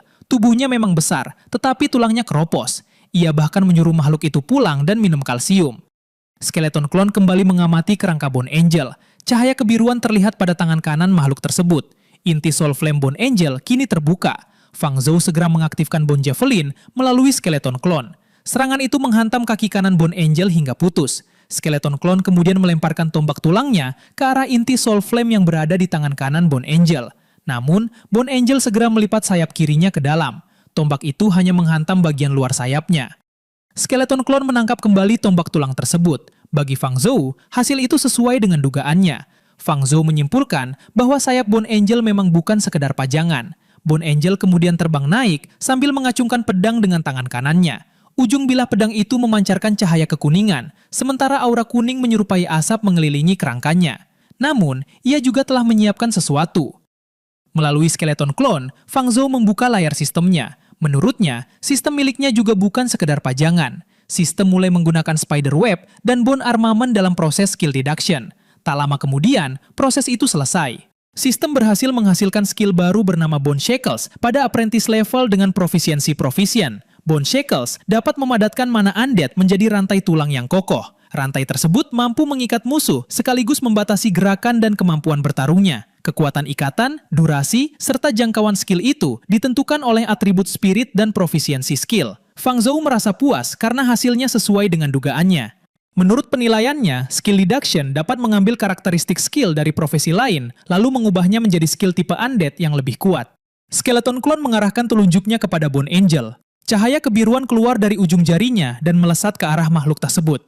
Fang Zhou kembali mengejek Bone Angel yang gemar terbang. Ia lalu mengaktifkan Bone Shackles. Cahaya kebiruan itu berubah menjadi rantai tulang yang langsung menjerat tubuh Bone Angel di udara. Fang Zhou memerintahkan makhluk tersebut untuk segera turun. Skeleton klon menarik rantai itu dan menjatuhkan Bone Angel hingga tersungkur ke tanah. Bone Angel terbaring dengan seluruh kerangkanya terikat rantai. Skeleton klon Fang Zhou berdiri tepat di hadapannya. Fang Zhou memperingatkan Bone Angel agar tidak meronta. Menurutnya, perlawanan makhluk itu justru membuatnya semakin bersemangat. Skeleton klon naik dan berdiri di atas kepala Bone Angel. Ia kemudian menusukkan tombak tulangnya ke kepala makhluk tersebut. Tengkorak Bone Angel langsung retak. Tombak skeleton klon masih tertancap di kepalanya, sementara Fang Zhou telah mengambil inti Soul Flame dari tubuh makhluk tersebut. Skeleton klon memasukkan inti Soul Flame itu ke dalam rongga mulutnya. Fang Zhou menyatakan bahwa ia akan menerimanya tanpa sungkan. Sistem langsung memberinya 100 Soul Power. Namun, Fang Zhou merasa heran. Meskipun memperoleh Soul Power dalam jumlah besar, atribut skeleton klon tidak bertambah. Sistem kemudian mendeteksi bahwa keempat atribut skeleton klon telah mencapai batas ras. Fang Zhou dapat mengorbankan Soul Power untuk memulai evolusi ras. Ia akhirnya memahami alasan atribut skeleton klon tidak lagi bertambah. Seluruh atributnya telah mencapai batas ras skeleton. Setelah Bone Angel tumbang, skeleton klon berdiri di samping tubuhnya. Fang Zhou penasaran dengan sesuatu yang masih berada di atas langit. Ia ingin melihatnya sendiri. Fang Zhou kembali membaca layar sistem. Saat ini, ras skeleton klon masih berupa skeleton pada apprentice level. Sistem menawarkan evolusi menjadi skeleton warrior pada Black Iron Rank dengan biaya 100 Soul Power. Fang Zhou langsung memilih ya. Ia menyatakan bahwa jalan evolusinya dimulai sekarang. Aura biru pekat seketika menyelimuti skeleton klon Fang Zhou. Proses evolusi ras skeleton klon pun dimulai.